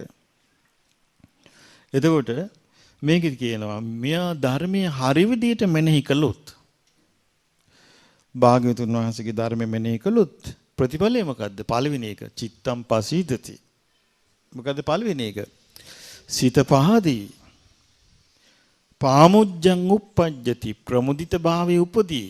නැවුම් බව උපදී. එතකොට නැවුම් බවක් ඉපදුනම මොකද්ද ඒ හිතේ ස්වභාවය?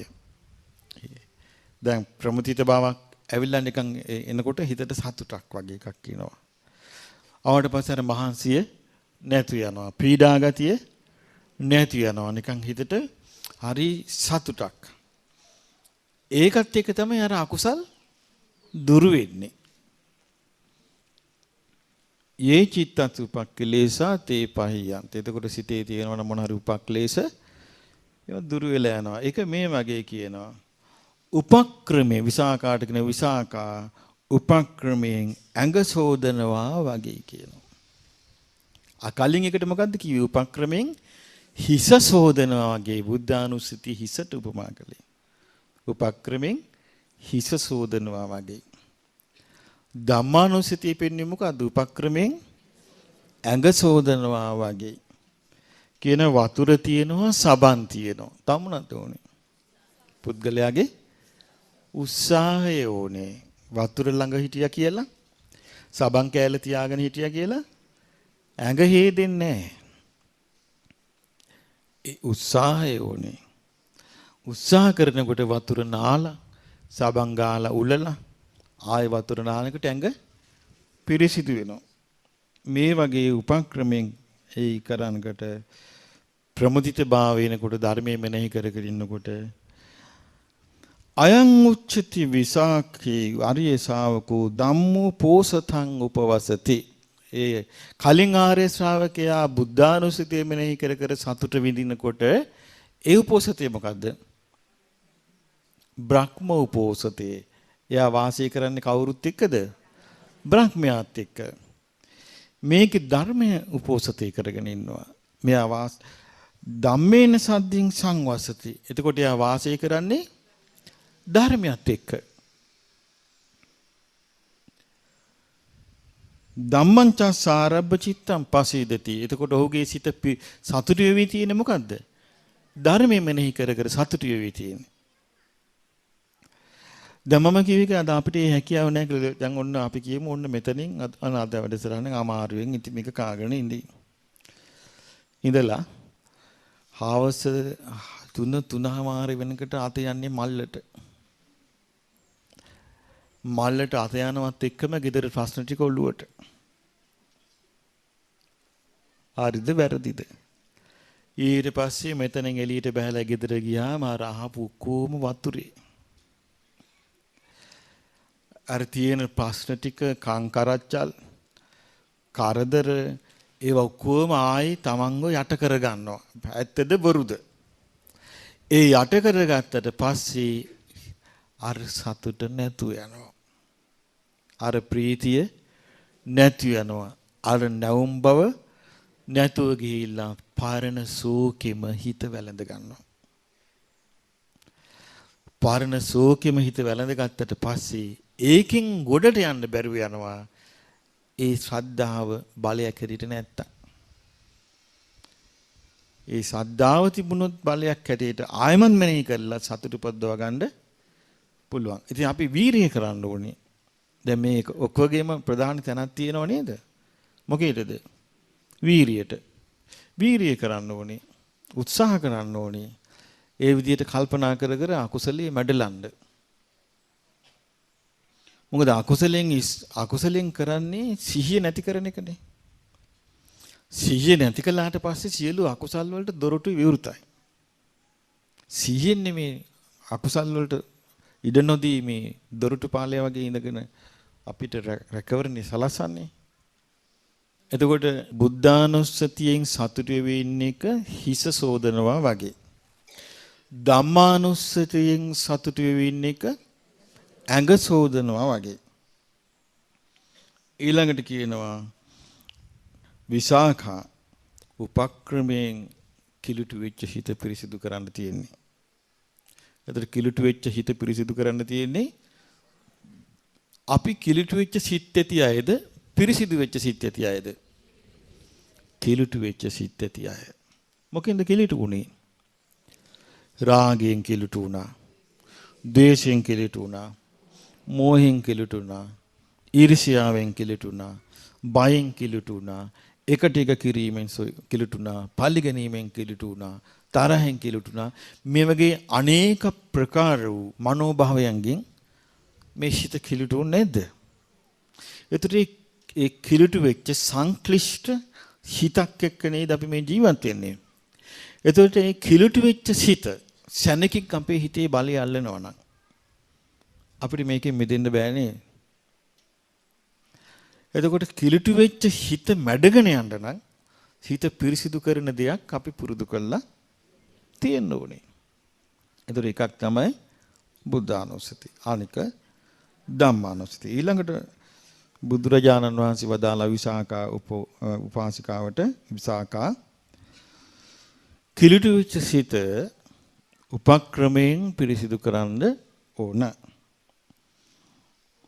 ඉද විසාඛේ ආර්ය ශ්‍රාවකෝ විසාකා මේ බුද්ධ ශාසනයේ ආර්ය ශ්‍රාවකයා සංඝං අනුස්සරති. සංඝයාව සිහි කරනවා. කොහොමද සංඝයා සිහි කරන්නේ? ඕකුන් තමයි සාසනේ කන්නේ. අනේ මට ඕකුන් ගැන මතක් කරන්න එපා. ඈ? මූන්ට මුලිච්චුණු දවසම විනාසයි. ඒකද? නෑ කොහොමද?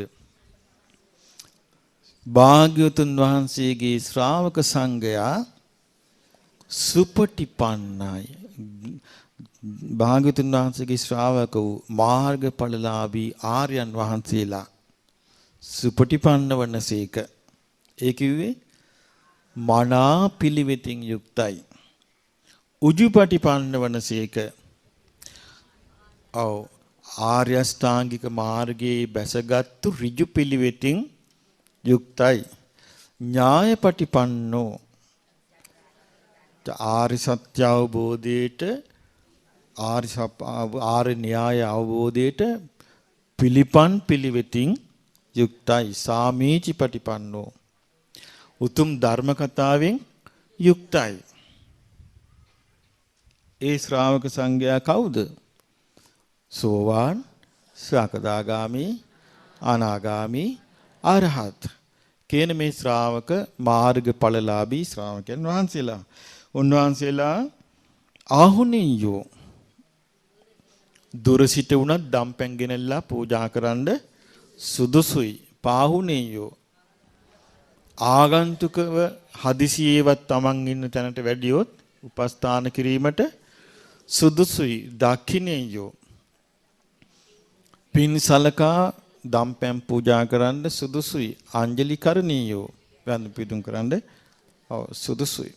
දැන් බලන්න බුද්ධ කාලේ එක සාමාන්‍යයෙන් ගෙදරක එක මේ නැන්දා කැවුමක් ගෙනල්ලා මේ සුඩින් තිබ්බා. එතකොට ඔන්න බුදුරජාණන් වහන්සේගේ ශ්‍රාවක වූ ආර්යයන් වහන්සේ නමක් ගේ ඉස්සරහට පිණ්ඩපාතේ වැඩියා. එතකොට ඒ වැඩියාම නැන්ද නෙමෙයි දැක්කේ. ලේලි දැක්කේ. දැකලා කල්පනා කළා අනේ. එතකොට ආගන්තුක නෙමෙයිද? පිණ්ඩපාතේ වැඩියා නම් ගේ ඉස්සරහට ආගන්තුකෙක්. දැන් එනම් මොන සංග්‍රහයක්ද කරන්න ඕනේ? ආගන්තුක සංග්‍රහයක්. ඉතින් කල්පනා කළා අර කැවුම මේ සුඩත් බැලුවා පූජා කරන්න එකක් කැවුමක් තිබුණා. ඒ කැවුම අරගෙන ගිහිල්ලා පූජා කළා.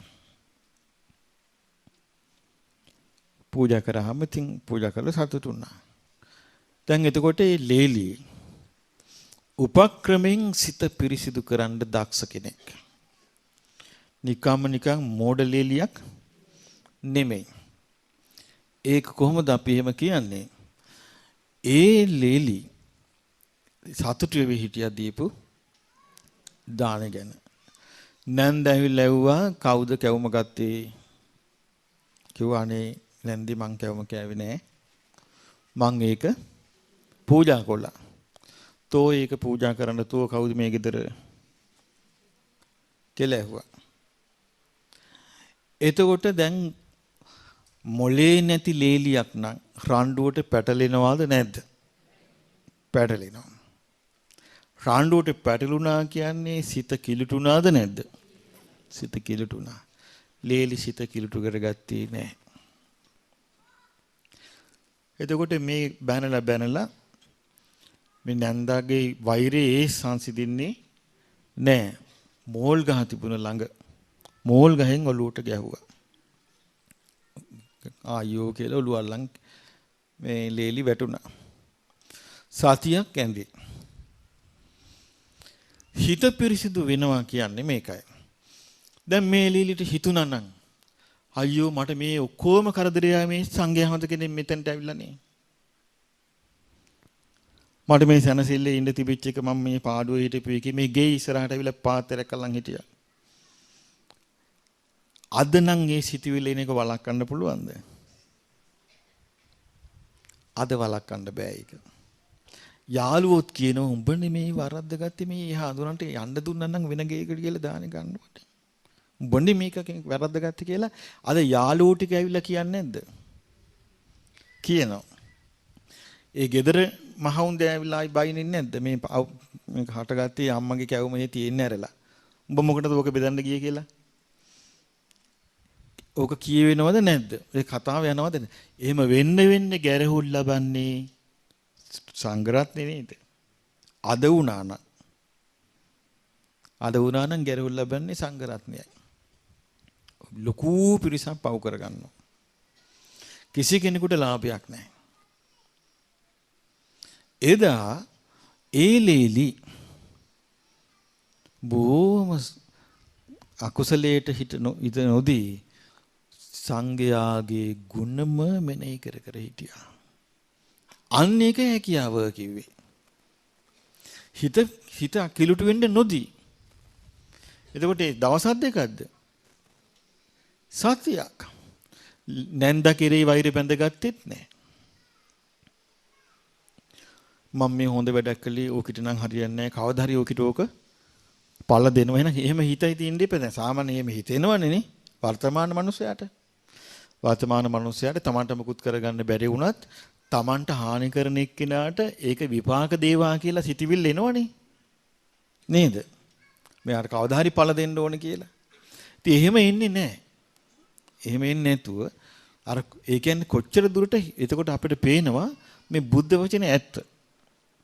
ඇයි? උපක්‍රමෙන් සිත පිරිසිදු කිරීම. එතකොට යා මැරුණා. මැරලා ගිහිල්ලා කොයිද උපන්නේ? තවුතිසාවේ. දිව්‍ය පිරිවරාගත්තු දිව්‍ය අප්සරාවක්.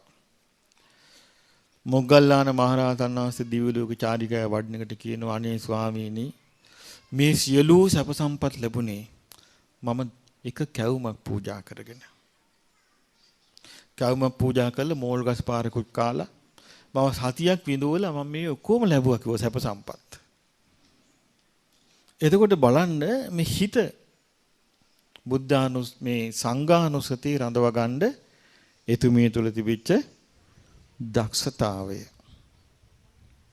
එහෙනම් කවුරුවත් පිටස්තර කෙනෙක් නෙමේ තමන්ගේ ආරක්ෂාව තමන්ට සපයන්නේ. තමන් පුරුදු කරන්නා වූ ධර්මය.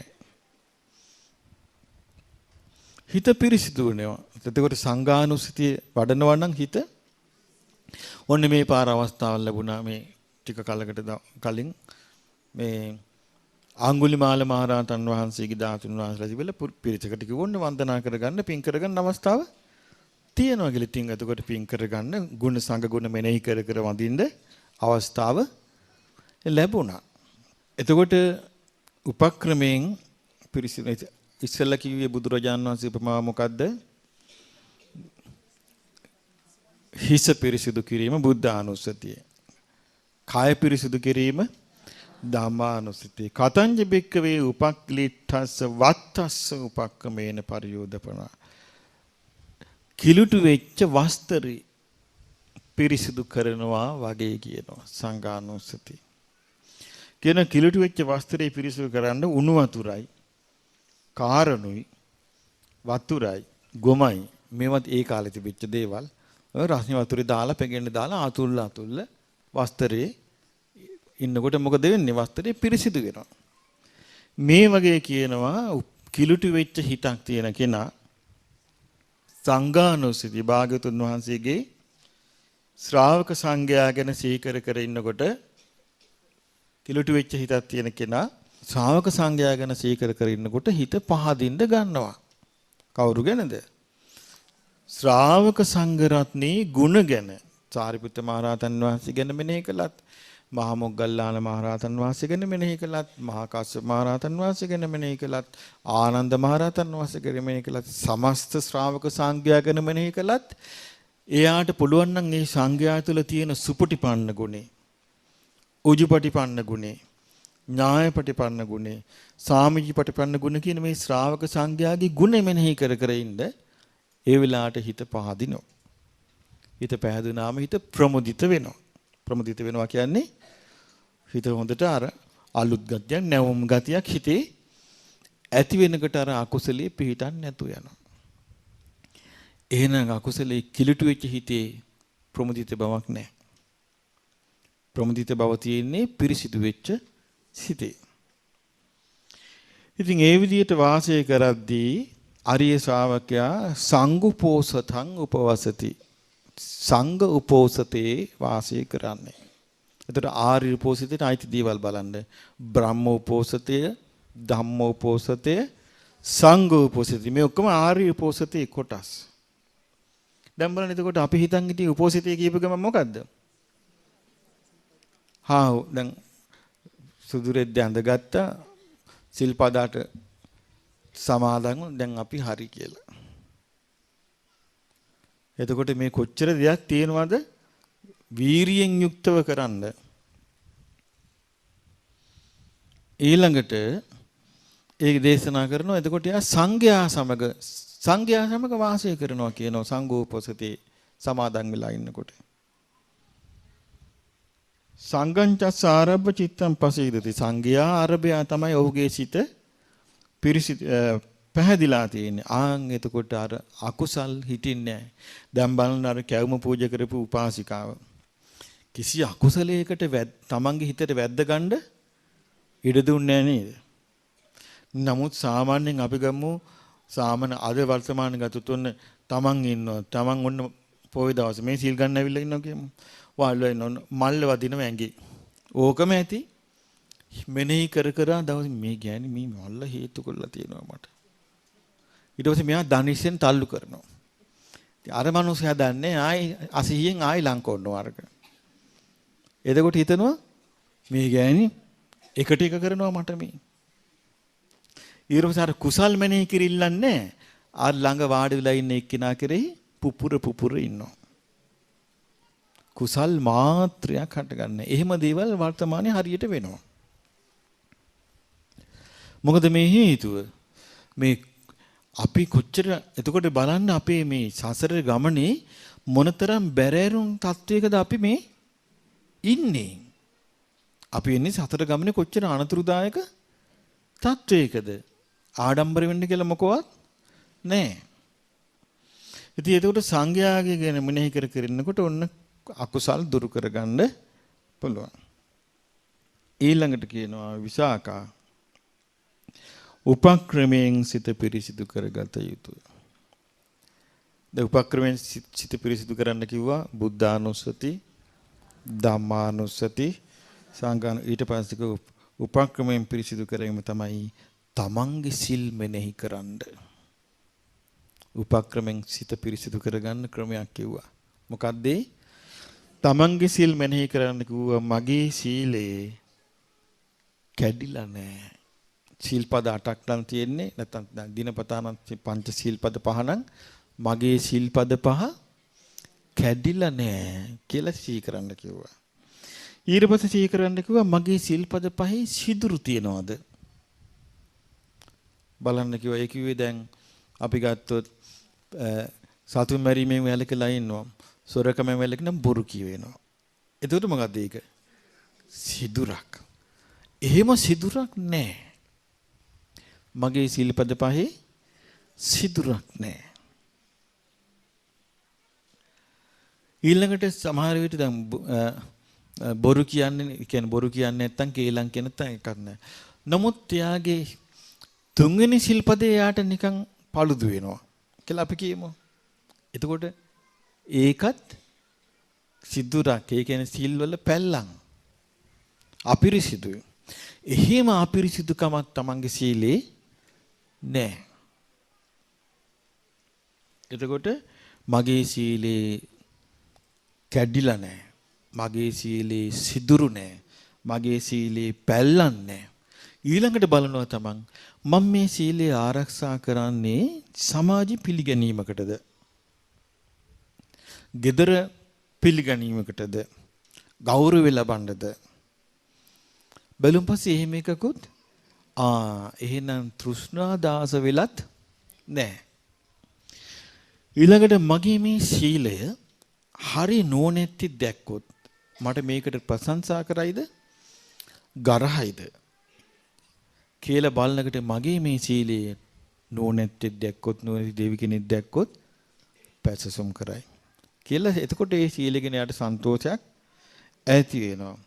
ඊළඟ මගේ මේ සීලය මේ සසරෙන් එතර වෙන ආසාවෙන්ද මම ඒ තියාගෙන ඉන්නේ නැත්නම් මම කාමයේ පතපතද? බලද්දි තමන් සීලේ පිහිටලා ඉන්නේ කාමයේ පතපත නෙමෙයි සසරෙන් එතර වෙන්න පිහිටක් පිණිස.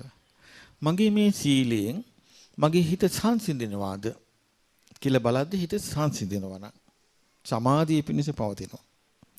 එතකොට යාට මේ සීලය ගැන මේ විදිහට මෙනෙහි කර කර ඉන්නකොට සිත සතුටටපත් වෙනවා. සිත පහදිනවා. සිත පහදින්නේ මොකක් ගැනද? තමන්ගේ සීලය ගැන. පහදිනකොට පාමොජ්ජං uppajjati ප්‍රමුදිත බව ඇති වෙනවා. මට එක වයසක අම්මා කෙනෙක් හම්බුණා. දැන් ඒ අම්ම නැහැ. ජීවිතුන් අතර නැහැ. ඒ අම්මට ධර්මය හම්බෙලා තියෙන්නේ වයස 80 දී. ඉතින් අම්ම මට කිව්වා මට මතකයි 85 දී මම මුණ ගැහෙන්න ආවා. ඇවිල්ලා කිව්වා අනේ ස්වාමීනි මට මේ බුදු ගුණ, දහම් ගුණ, සංඝ ගුණ තේරෙන්න ඉගෙන ගත්තේ මේ වයස 80 දී. ඔබ වහන්සේගේ පොත් කියවලා. කිව්වා පුදුම වැඩක් ස්වාමීනි අපේ පවුලේ ඥාතීන් ඔක්කොම 80 වෙනකොට මැරිලා. මං 80 දී මරියේ නැත්තේ මගේ పూర్වේ පිනකට මම මේ විදියට එදා අදිෂ්ඨානය කළා සීලේ පිහිටිය කියලා සීලානුස්සතිය ගැන තමයි ඒ අම්මා මාත් එක්ක විස්තර කළේ. ඉතින් අම්මා සතුටු වෙ හිටියේ මොකක් ගැනද? සීලානුස්සතිය ගැන. ඉතින් හිනා වෙවි කියනවා. හරි මොකක්ද ඒකට කියන්නේ? හරි ප්‍රියමනාප අම්මා කෙනෙක්. වයසක අම්මා කෙනෙක්. නමුත් දුටු පමණින් හිත අන්නාගේ හිත පහදිනවා. ඉතින් ඒ ප්‍රියමනාප මෑණියෝ අම්මා දරුවොත් ඉතින් බොහොම ආදරෙන් දෙවි කෙනෙකුට වගේ අම්මට උපස්ථාන කළා. එතකොට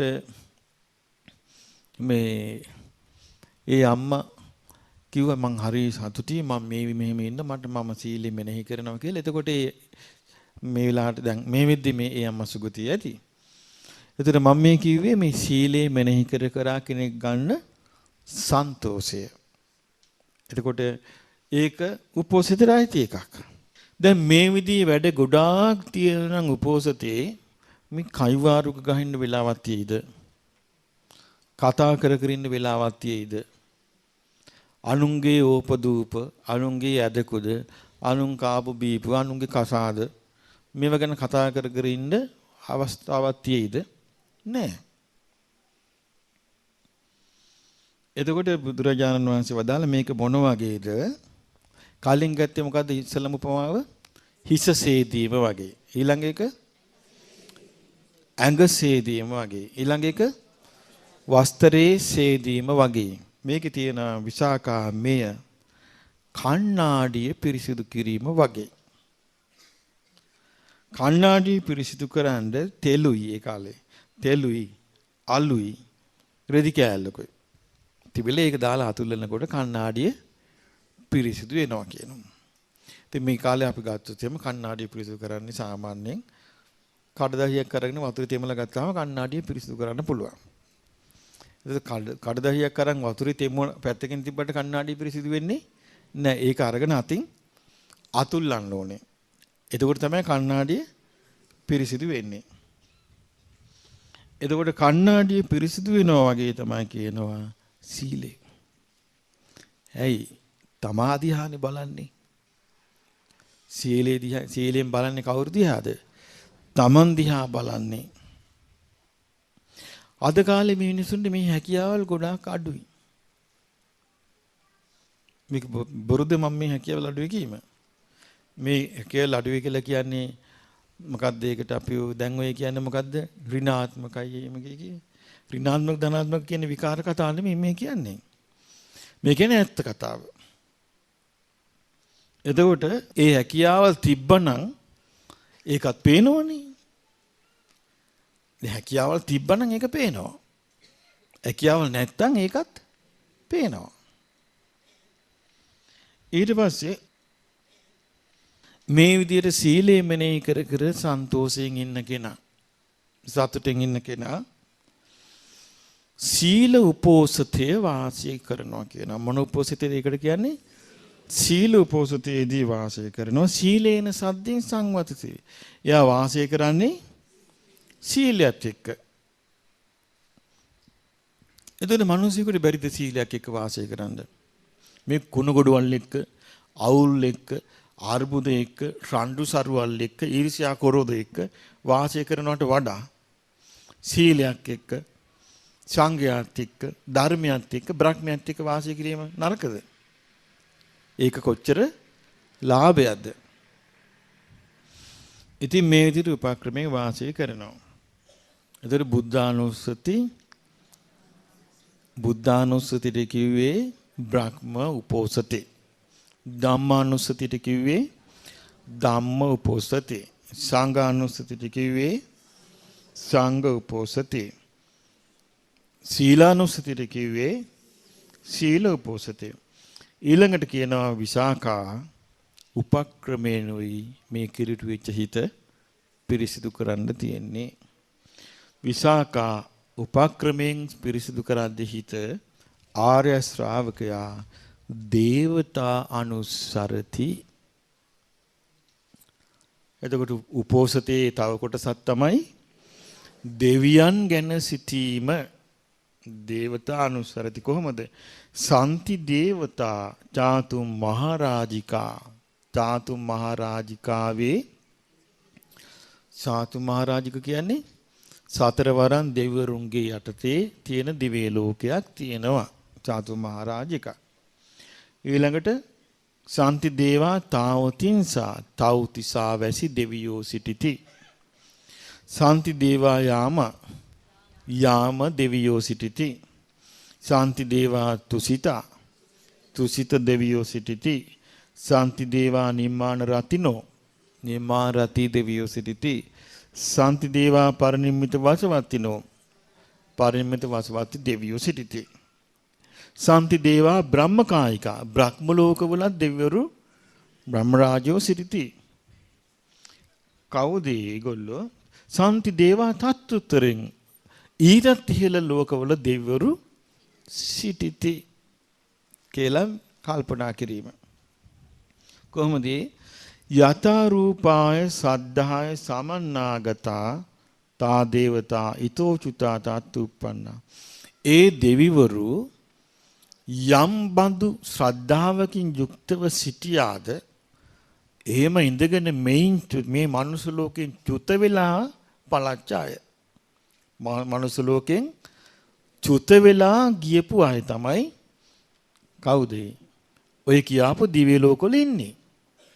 කොහෙද? චාතු මහරජිකේ, තාවතින්සේ, යාමේ, තුසිතේ, නිම්මාන රතියේ, පරිනිමිත වසවත්තේ ඉන්නේ මේ මනුස්ස ලෝකෙන් චුත වෙලා ගියපු අය. මොන විදිහට චුත වෙලා ගියපුවද?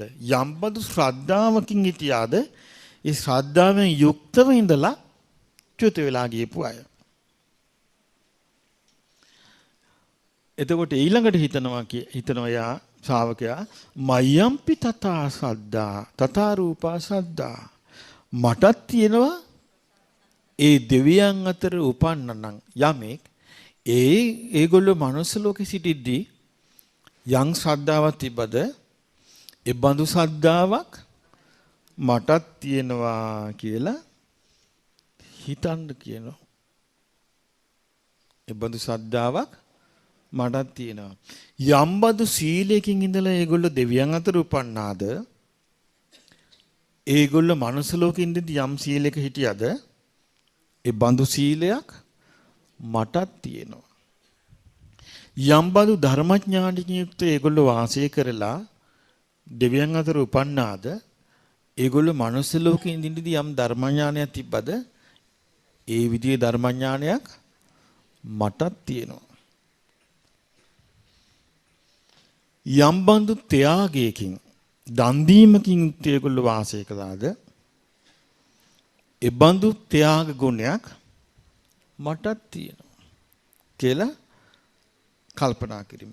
යම් බඳු ප්‍රඥාවකින් ඒගොල්ලෝ මනුස්ස ලෝකේ ඉඳලා දෙවියන් අතර ගියාද ඒ මනුස්ස ලෝකේ හිටපු ඒගොල්ලන්ගේ තිබිච්ච જાතියේ ප්‍රඥාවක් මටත් තියෙනවා කියලා අර ඒ කියන්නේ මනුස්ස ලෝකේ හිටපු එක්කෙනා දෙවියන් අතරට උපද්දවන්න තරම් සද්ධාාවක්, සීලයක්, ශ්‍රුතයක්, ත්‍යාගයක්, ප්‍රඥාවක් තිබ්බාද දෙවියන් අතරට අරන් යන්න පුළුවන් තරම් බල සම්පන්න වූ සද්ධා, සීල, ත්‍යාග, ශ්‍රුත, ත්‍යාග, ප්‍රඥා මටත් තිබෙනවා නොවේ කියලා දෙවියන්ගේ සද්ධා, සීල, ශ්‍රුත, ත්‍යාග, ප්‍රඥා කියන පහත් තමන්ගේ සද්ධා සීල සුත ත්‍යාග ප්‍රඥා කියන පහත් ගලප සිටීම. එහෙම ගලප ඉන්නකොට හිත පහදිනවා. කොහොමද මම මේ මනුස්ස ලෝකේ ලාමක දේවල් එක එකතු වෙලා නැහැ නොවේ. මම මේ සද්ධා සීල සුත ත්‍යාග ප්‍රඥා කියන මේ සීක බලත් එක්ක නොවේ මං ඒකතු වෙලා ඉන්නේ කියලා හිතනකොට ප්‍රමුදිත බව ඇති වෙනවා කියනවා. දැන් කියන්නේ මේක ලේසි වැඩක්ද කියලා අපට ලේසිද? මේක ලේසි නෑ. අපි මේ නිවෙන්න යන පහනේ එළිය බලන අය වගේ පිරිසක්. බොහොම දුර්වල චරිත. පොඩ්ඩක් යහම වෙනකොට හිත කලබල වෙලා හිතේ පැහැදීම නැති කරගෙන නිකන් අට්ටාලේ ඉන්නවා වගේ. චූට්ටක් යහම වෙනකොට අට්ටාලේ බිම. ඉතින් ඒ නිසා එබඳු එක්කෙනෙකුට අපිට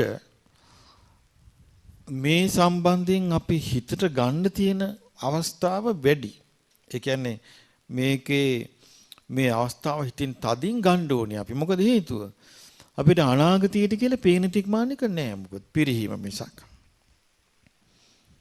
ඔබට තේරෙනවද නැහැ මේ එන්නේ පිරිහෙන බව? හැම ක්ෂේත්‍රයක්ම පිරිහෙන්නේ නැද්ද? අපි ගත්තොත් සාමාන්‍යයෙන් රටේ ප්‍රභූ පන්තිය පිරිහෙනවා. මොකද ඒගොල්ලෝ ගැන මාධ්‍ය වලින් එකිනෙකා කතා කරගන්නව දැක්කම අපිට මොකද්ද තේරෙන්නේ? මේ මහා පිරිහීගෙන යන චරිත. දියුණු චරිත පේන තෙක් මානක නැහැ. අසවල් චරිතයේ හොඳ චරිතයක් කියලා අපිට ඇඟිලි දික් කරන්න චරිතයක් නැහැ. එහෙනම් අපිට මනුස්සයන් අතර හොඳ නායකත්වයක් නැහැ. නායකත්වයෙන් තුන මිනිස්සු අතර තියෙන්න ඕනේ නීතිගරුක බවක්. අපිට නීතිගරුක බවකුත් නැහැ. පාරකයටත් නීතියක් නැහැ. ගෙයක් දොරක ක්‍රියාකාරීත්වය තුල නීතියක් නැහැ. වෙන ගත්තත් නීතියක් නැහැ. ඒ සියල්ලම මේ එක්ක මුදලට යටත් එක්ක තමන්ගේ හැඟීමකට යටත් මොකක් හරි එකක් තියෙනවා නීතියට ගරු කිරීමක් නැහැ. එතකොට පුද්ගලයෙකුගේ නායකත්වයකට ගරු කිරීමකුත් නැති නීතියකට ගරු කිරීමකුත් නැති සමාජයකට සිද්ධ වෙන්න තියෙන හැම විපතක්ම වෙනවා. ඒක වළක්වන්න බෑ. ඉතින් ඒ බඳු පරිහානි මුඛයේ තියෙන සමාජයක මේ කියපු ශ්‍රේෂ්ඨ ගති ලක්ෂණ ඇති කරගන්න අපි සාමාන්‍යයෙන් බලවත් උත්සාහයක් ගන්න වෙනවා. එතකොට බුදුරජාණන් වහන්සේ දේශනා කරා දේවතානුස්සතිය මොන වගේද? උපක්‍රමයෙන් රත්තරන් කිලුටු වෙච්ච රත්තරන් පිරිසිදු කිරීම වගේ කිව්වා. කිලුටු වෙච්ච රත්තරන් සාමාන්‍ය පිරිසිදු කරන්න මොකද කරන්නේ? අර කෝවේ දාලා මොකද ඒ කෝවේ දාලා ගින්දරෙන් පිඹා ඒකට වමනා කරන ලුණු වර්ග දාලා උඳුන දාලා ඒ වමනා කරන බෙහෙත් වර්ග දාලා අර පිඹෙන නලයෙන් පිඹ රත්තරන් වල රොඩු ටික අයින් කරගෙන රත්තරන් පිරිසිදු කරගෙන ගන්නවා වගේ කිව්වා. දේවතානුස්සතිය වැඩිම මේ විදිහට පිරිසිදු කරනකොට එයාගේ අකුසල් නැති වෙනවා. එතකොට ඔන්න ආර්ය ශ්‍රාවකයා ඒකට මොන උපෝසථ බලමු. ඒ ආර්ය ශ්‍රාවකයා මේ විදිහට වාසය කරාම ඒකට කියන්නේ දේවතා උපෝසතේ. දැන් එතකොට අපි උපෝසථ කීයක් කියවද? බ්‍රහ්ම උපෝසතේ, ධම්ම උපෝසතේ, සංඝ උපෝසතේ, සීල උපෝසතේ, පස්වෙනි එක දේවතා උපෝසතේ. මේ උපෝසත පහෙන් සමන්විත කෙනා මේ විදිහට මෙනෙහි කරනවා. කොහොමද මෙනෙහි කරන්නේ? භාග්‍යවතුන් වහන්සේගේ ශ්‍රාවක වූ රහතන් වහන්සේලා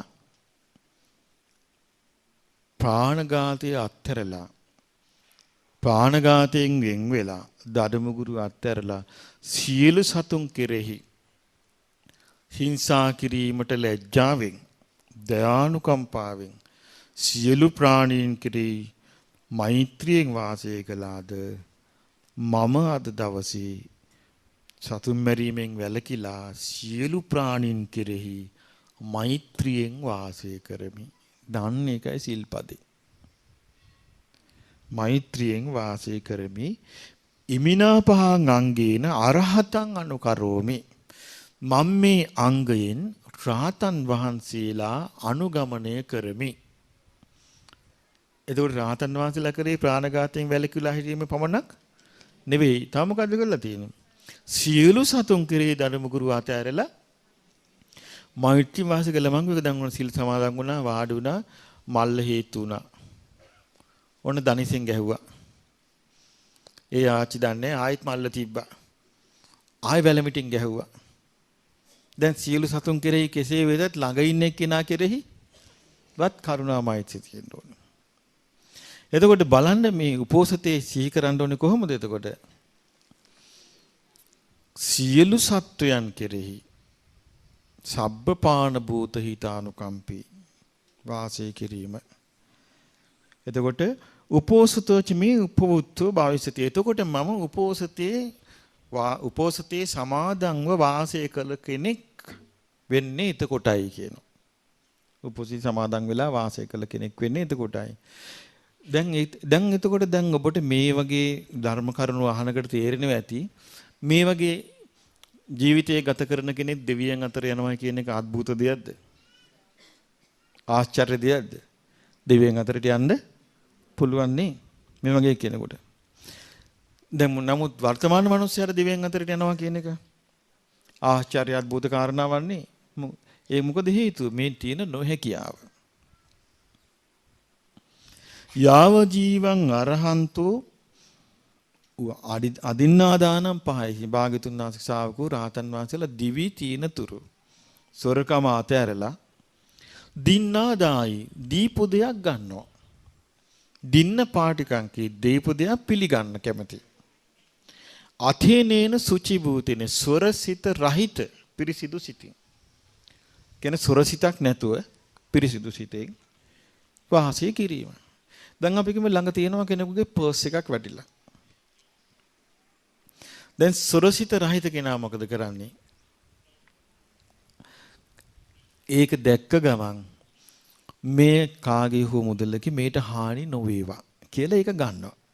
අරගෙන අපිට බාර දෙනවා මේන් කෙනෙකුගේ මුදලක් තියෙනවා මේට හානි නොවේවා. ඒ මොකද්ද? සොරසිත නැතිකම. ඇයි ඒකේ යාගේ බලාපොරොත්තුව මොකද්ද? මේ ඒ හිමිකරුවාට ලැබේවා කියන එක. මට මතකයි එක දවසක් ඒ වගේ එකක් වුණා. ඉතින් හොඳ දේවල් වෙලා තියෙනවා.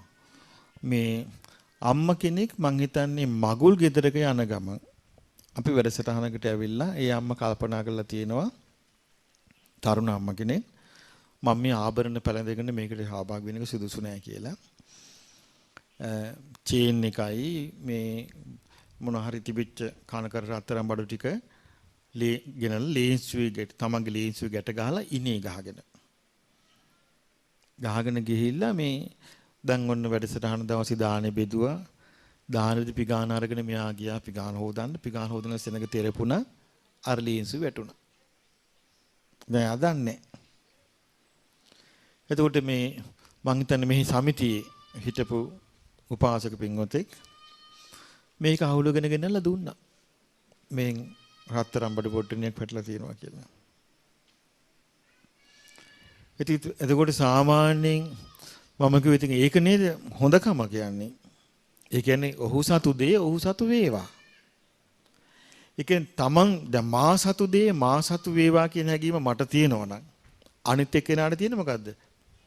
ඔහු තමා සතු දේ තමා සතු වේවා. දැන් අපි නොදන්නා කමකින් වැටෙනවා මොනවා හරි. පස්සේ අපිට වෙනම පරිස්සම් කරන්න වුණා. මෙහි කොල්ල කිල්ල සෙට් එකක් ඇවිල්ලා හිටියා ටෙලිෆෝන් උස්සන.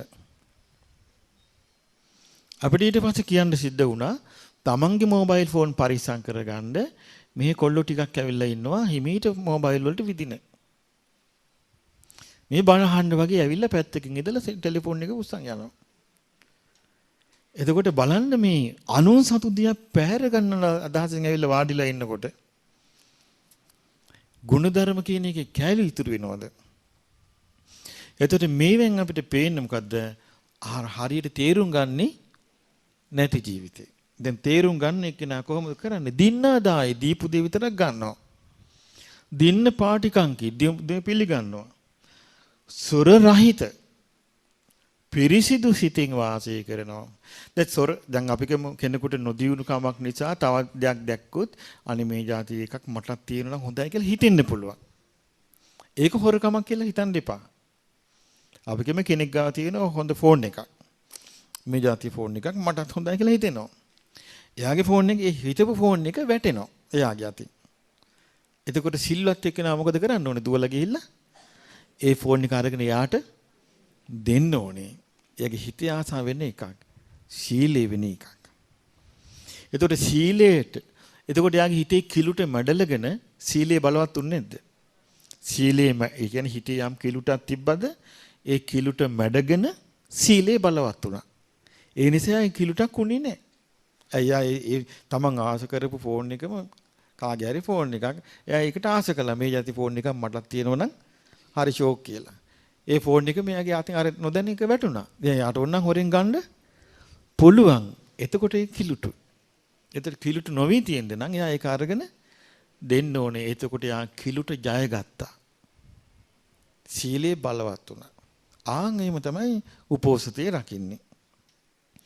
ඊළඟට තියෙනවා යාව ජීවං අරහන්තෝ අබ්‍රහ්මචර්යම් පහය බ්‍රහ්මචාරී. රාතන් වහන්සේලා අබ්‍රහ්මචාරී ජීවිතේ දුරු කළ දිව්‍ය අතිතෙක් බ්‍රහ්මචාරී වෙන්නවා.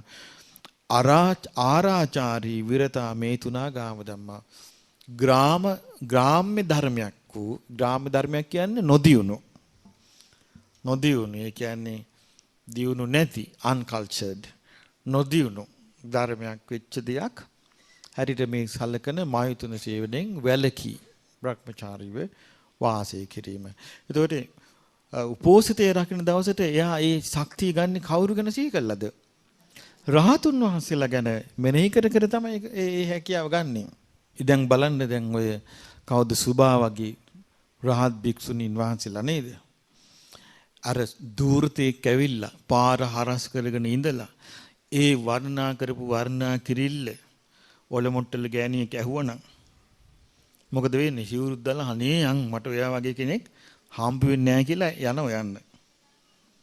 ආරෙක මොකද්ද උනේ? අර මනුස්සයගෙන් ඇහුවා මොකද්ද මිනිහෝ මේ කරදරේ? මොකේද මෙච්චර මේ ආසා කර කර වර්ණනා කරන්නේ කියලා ඇහුවා. එතකොට මොකද්ද කිව්වේ? උඹේ ඇස් දෙක මේ ඔක්කොම කොල්ලේ කිව්වා. එහෙනම් ගනි මේ කරදරේ කියලා ඇහැ උදරලා දුන්නා. බලන්න මේ බඹසර කියන එකේ පිටරපු බලේ පුදුම බලයක් නේ. ඒකට මේ බඹසරේ ඒ රහතුන් මෙනෙහි කොට බඹසර වැසීම උපෝසතේ. යාව ජීවං අරහන්තු රහතන් වහන්සේලා දිව්‍ය ඇතිතෙක් මුසාවාදම් පහය බොරු කීම අත්හැරලා මුසාවාද වැළකීලා එන මුසාවාදී නැත්තම් මොකද එතන තියෙන්නේ? සත්‍යවාදී ඇත්ත කියන කෙනෙක්. සත්‍ය සන්දං සත්‍ය ගලපන කෙනෙක්. තේතා නිවැරදි දේ නිර්වද්‍ය දේ කියන කෙනෙක්. පච්චයිකා අවිසංවාද අර්බුදය ඇති වෙන දේ නොකියන කෙනෙක්. ලෝකයේ අයිති කොට ඔක්කොම සීලයට අයිති දේවල්.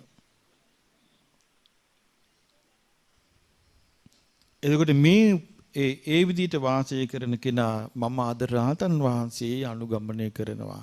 ඒතර හැම එකක් ගැනම යා සීලයේ පිළිබඳ යා සවිය ගන්න මොකක් මෙනෙහි කළාද? මම රහතන් වහන්සේ අනුගමනය කරනවා. මම රහතන් වහන්සේ අනුගමනය කරනවා කියයි ඒකට යා ශක්තිය ඇති කරගන්නේ නැත්තම් මේ හිතේ මේ බොළඳ බවත් එක්ක එහෙම මොකද ගුණවන්තකම් පිහිටන්නේ නැහැ. යාව ජීවං අරහන්තෝ සුරාමේරේ මජ්ජපමා දට්ඨානම් පහය දිව්‍යතිතෙක් රහතන් වහන්සේලා සුරා මේරය මද්ය කියන මෙව්වා. පමාදට්ඨාන කියන ප්‍රමාදය ඇති කරන. මද්ය කිව්වේ මද්යසාර. සුරා කිව්වේ සුරාව. මේරය කිව්වේ මත් වෙන දේවල්. තව තියෙන. ඒවා සම්පූර්ණයෙන්ම බැහැර කළා. වාසය කරනවා රාතන් වහන්සේලා අනුගමනය කරලා. ඊළඟට කියනවා යාව ජීවං අරහන්තෝ ඒක බක්තිකා. රාතන් වහන්සේලා දිව්‍ය ඇතිෙක් දවල් වරුවේ දානේ වැළඳුවේ. රත්ූපරතා රාත්‍රී වැළකුණා. විරතා විකාල භෝජන විකාල භෝජනේ වැළකී වාසය කළේ මමත් අද දවසේ ලස්සනයි මේක තියෙන කතාව. අහම් අජ්ජ ඉමංච රත්තින් ඉමංච දිවසං.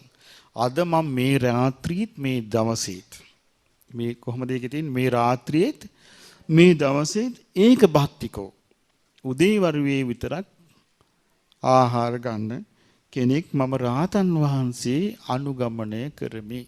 රාතන් වහන්සේලා එතකොට අනුගමනය කරමි කියයි මේ කෙනා උපෝසතේ සමාදන් වෙලා ඉන්නේ. එතකොට මෙයා ගෝපාල උපෝසිතයක් වෙනවද මෙයාට දැන්? අද උදේ කෑව හරි ගියේ නෑ පාන් කෑල්ලක් හම්බ වුණේ. මොන දවල් ගැන හිතන ඕන දවල් කාලේ හම්බ වුණා අර බෝංචිත් අමුයි. පාරිපුත් හරි නෑ පාරිපුත් බාගෙට තැම්බිලා මේ මිනිසුන්ට මේක උයා ගන්න තේරෙන්නේ නෑ මේක. එහෙම කී කණායි නැද්ද? ඉන්නවා. රාතන් වහන්සේව මෙනෙහි කර කර හිටියොත් රාතන් වහන්සේලා අනුගමනය කරගෙන මං අද වාසය කරමි කියලා අර අකුසල් තමන්ව මැඩලන්න අවස්ථාවක් තියෙනවද?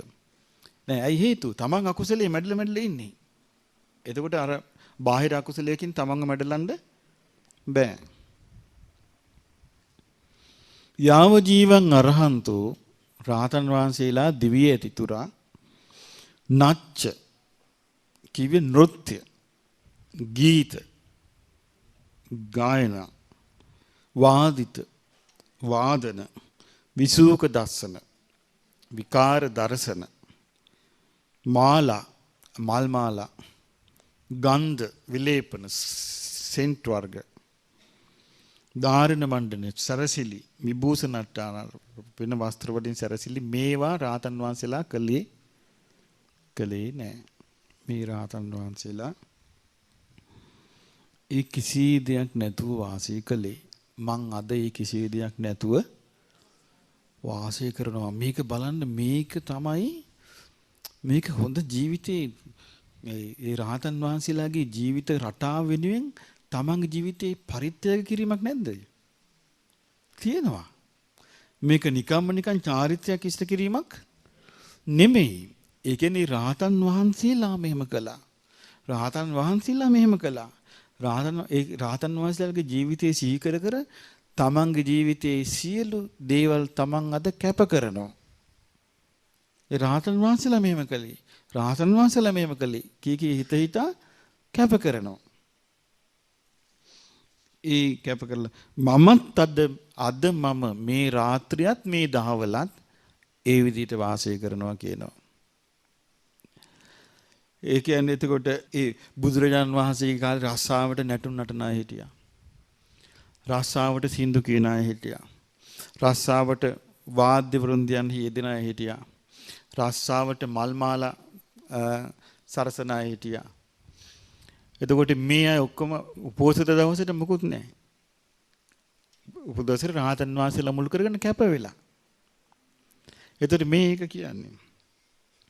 එතකොට මම අද මේ අංගයෙන් රහතන් වහන්සේලා අනුගමනය කරමි. මේක තමයි මගේ උපෝසතේ කියා හිතනවා කියන එකක් ගානේ.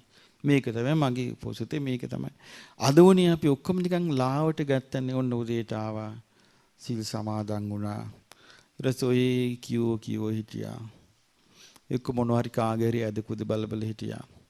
මොනවා හරි කෑවා. කාපුදී අඩුපාඩු කතා කර හිටියා. ඔන්න හවස් වෙනකොට කෙඩෙත්තුයි. හවස් වෙච්ච ගමන් ඉතින් සීල් මුදෝල යන්න මොනවා හරි උයාගෙන කන්න. එහෙම රටාවක් නේද අපි පුරුදු වෙලා තිබිච්ච රටාව.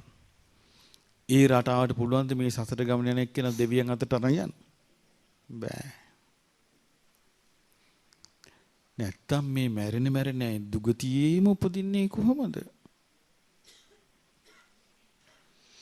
යාව ජීවං අරහන්තෝ උච්චාසයන මහාසයනම් පහය.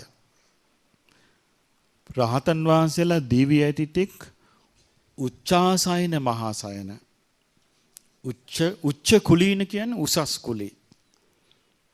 ඒතර උච්ච සයන කියන්නේ උසස් ආසන. ඒ උසස් ආසන කියන්නේ ගොඩක් වටිනා ආසන. මහා ආසන කියන්නේ ලොකු වටිනා ලොකු ආසන. මේවනිද ඔය ලොකු මිනිස්සු ගෙල වාඩි වෙලා ඉන්න ආසන රජවරු සිටුවරු ලොකු වල තියෙන. ඒතර ඒ වගේ ඒවා අතහැරපු පිරිසක් තමයි රහතන් වහන්සේලා. පාටිවිරිතා නීච සෙය්‍යං කප්පේන්ති. රහතන් වහන්සේලා නීච සෙය්‍ය. ඒතකොට නීච කියන්නේ එතන මොකද්ද? නීච කියන්නේ පහත්. පහත් ආසනේ. ඒ කිව්වේ එක පැදුරේ එක පොඩි ඇඳක මේ වගේ පුංචි තැනක තමයි රහතන් වහන්සේලා. අයි ඒ වගේ කැපවීමෙන් තමයි උන්වහන්සේලා රහත් උනේ.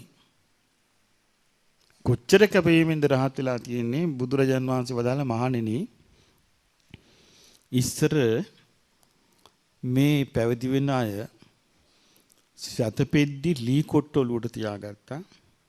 ඒ කාලේ රහත් පිරිස වැඩි කිව්වා.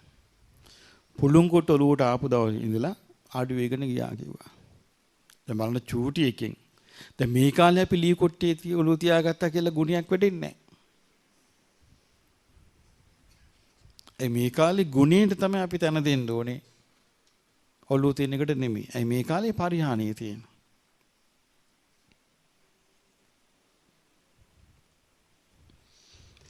ඉතින් මේ විදිහට කල්පනා කළා වාසය කරන කෙනා රහතන් වහන්සේලා අනුගමනය කරනවා. එතකොට බුදුරජාන් වහන්සේ ඔන්න දැන් සම්පූර්ණ කරනවා.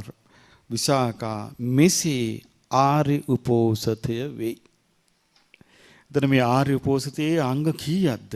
බුද්ධානුස්සති, ධම්මානුස්සති, සංඝානුස්සති, සීලානුස්සති, දේවතානුස්සති සහ රාතන් වහන්සේලා අනුගමනය කරගෙන අට්ඨාංග උපෝසතේ පිහිටීම. කියන මේ 6 තමයි ආර්ය උපෝසතේ. ඒතර ආර්ය උපෝසතේ කියන්නේ නිකම්ම සීල් සමාදන් වීමක් නෙමෙයි. ඊළඟට බුදුරජාණන් වහන්සේ වදාලා විසාකා මේ විදිහට වාසය කළොත් ආර්ය ශ්‍රාවකයා මේ විදිහ උපෝසතේකින් යුක්ත වුණොත් මහත්ඵලෝ හොති මහනිසංසෝ. මහත්ඵලයි මහානිසංසයි.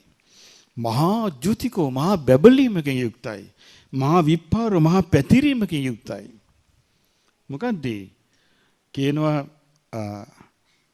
විසාකා 16 මහා ජනපද. දැන් ඒ කාලේ 16 මහා ජනපද තියෙනවනේ. දැන් මේ කාලේ කියනවනම් ඒ කාලේ 16 මහා ජනපද තමයි ඉතින් විශාලට තියෙන්නේ. මේ කාලේ කියනවනේ ලන්ඩන්, පැරිස්, නිව්යෝර්ක්, ටෝකියෝ මේක ලොකු විශාල නගර තියෙනවනේ ලෝකෙ දියුණුවේ කියපු. ඒ සියලුම දියුණුවේ කියපු මේ සියලු නගර වල අධිපති වෙනවට වඩා ඒ කියන්නේ මේක අහනවා විසාකා ඒ සියලු අධිපති වෙනවට වඩා විසාකේ මානසික රාජන් දිබ්බ සුඛං දිව්‍ය සැප ඉදිරියේ ඒ සියල්ල ලාමකයි කියනවා. ඒක මේ ලොකු රාජධානි වලින් යුක්ත අපි ගත්තොත් එහෙම ලන්ඩන්, පැරිස්, නිව්යෝර්ක්, ටෝකියෝ මේ වගේ ලොකු නගර රාජධානි වලින් යුක්ත රටක ලෝකෙක අධිපති වනවට වඩා අධිපති වීම දිව්‍ය සැපත් එක්ක බලද්දී බොහොම ලාමක එකක් කිව්වා. ඊළඟට බුදුරජාණන් වහන්සේක විස්තර කරන විසාකා මනුස්ස ලෝකයේ අවුරුදු 50ක් චාතු මහරජිකේ එක දවසයි. එක රෑදවලයි. ඒ වගේ රෑදවල් 30ක් එක මාසයයි. ඒ වගේ මාස 12ක් අවුරුද්දයි. ඒ වගේ අවුරුදු 500ක් චාතු මහරජික දෙවියන්ගේ ආයුෂ. එතකොට මේ මනුස්ස රාජ්‍යයේ තියෙන සැපේ ඒ චාතු මහරජික දිව්‍ය ලෝකේ උපන්න දෙවි කෙනෙකුගේ සැපයත් එක්ක බලද්දී බොහොම ලාමක එකක්. ඊළඟට කිව්වා තව්තිසාවේ ආයුෂ අවුරුදු 100ක් මනුස්ස ලෝකේ අවුරුදු 100ක් තව්තිසාවේ එක දවසයි. ඒ එක දවසේ 30ක් මාසයක්. ඒ කියන්නේ තව්තිසාවේ මාසයක් මනුස්ස ලෝකේ අවුරුදු කීයද? 3000යි. මනුස්ස ලෝක අවුරුදු 3000 තවතිසාවේ මාසයයි. එතකොට ඒ වගේ මාස 12ක් අවුරුද්දයි. ඒ වගේ අවුරුදු 1000ක් ඒ දිව්‍ය ආයුෂ. එතකොට ඒ ආයුෂයි ඒ විදින සපත් බලද්දී මේ මිනිස් රාජ්‍ය කියන එක දිව්‍ය සපත් එක බලද්දී බොහොම මේ කෘපණ කියන්නේ බොහොම දිලිඳුයි. මිනිස් රාජ්‍ය බොහොම දිලිඳු එකක් කියනවා දිව්‍ය රාජ්‍යත් එක බලද්දී. ඊළඟට මනුස්ස ලෝකයේ අවුරුදු 200ක් යාම ලෝකේ එක දවසයි. එතකොට යාම ලෝකේ ඒ 1630ක් එකේ මනුස්ස ලෝකේ අවුරුදු 6000ක් එහි මාසයයි. ඒ මාස 12ක් අවුරුද්දයි.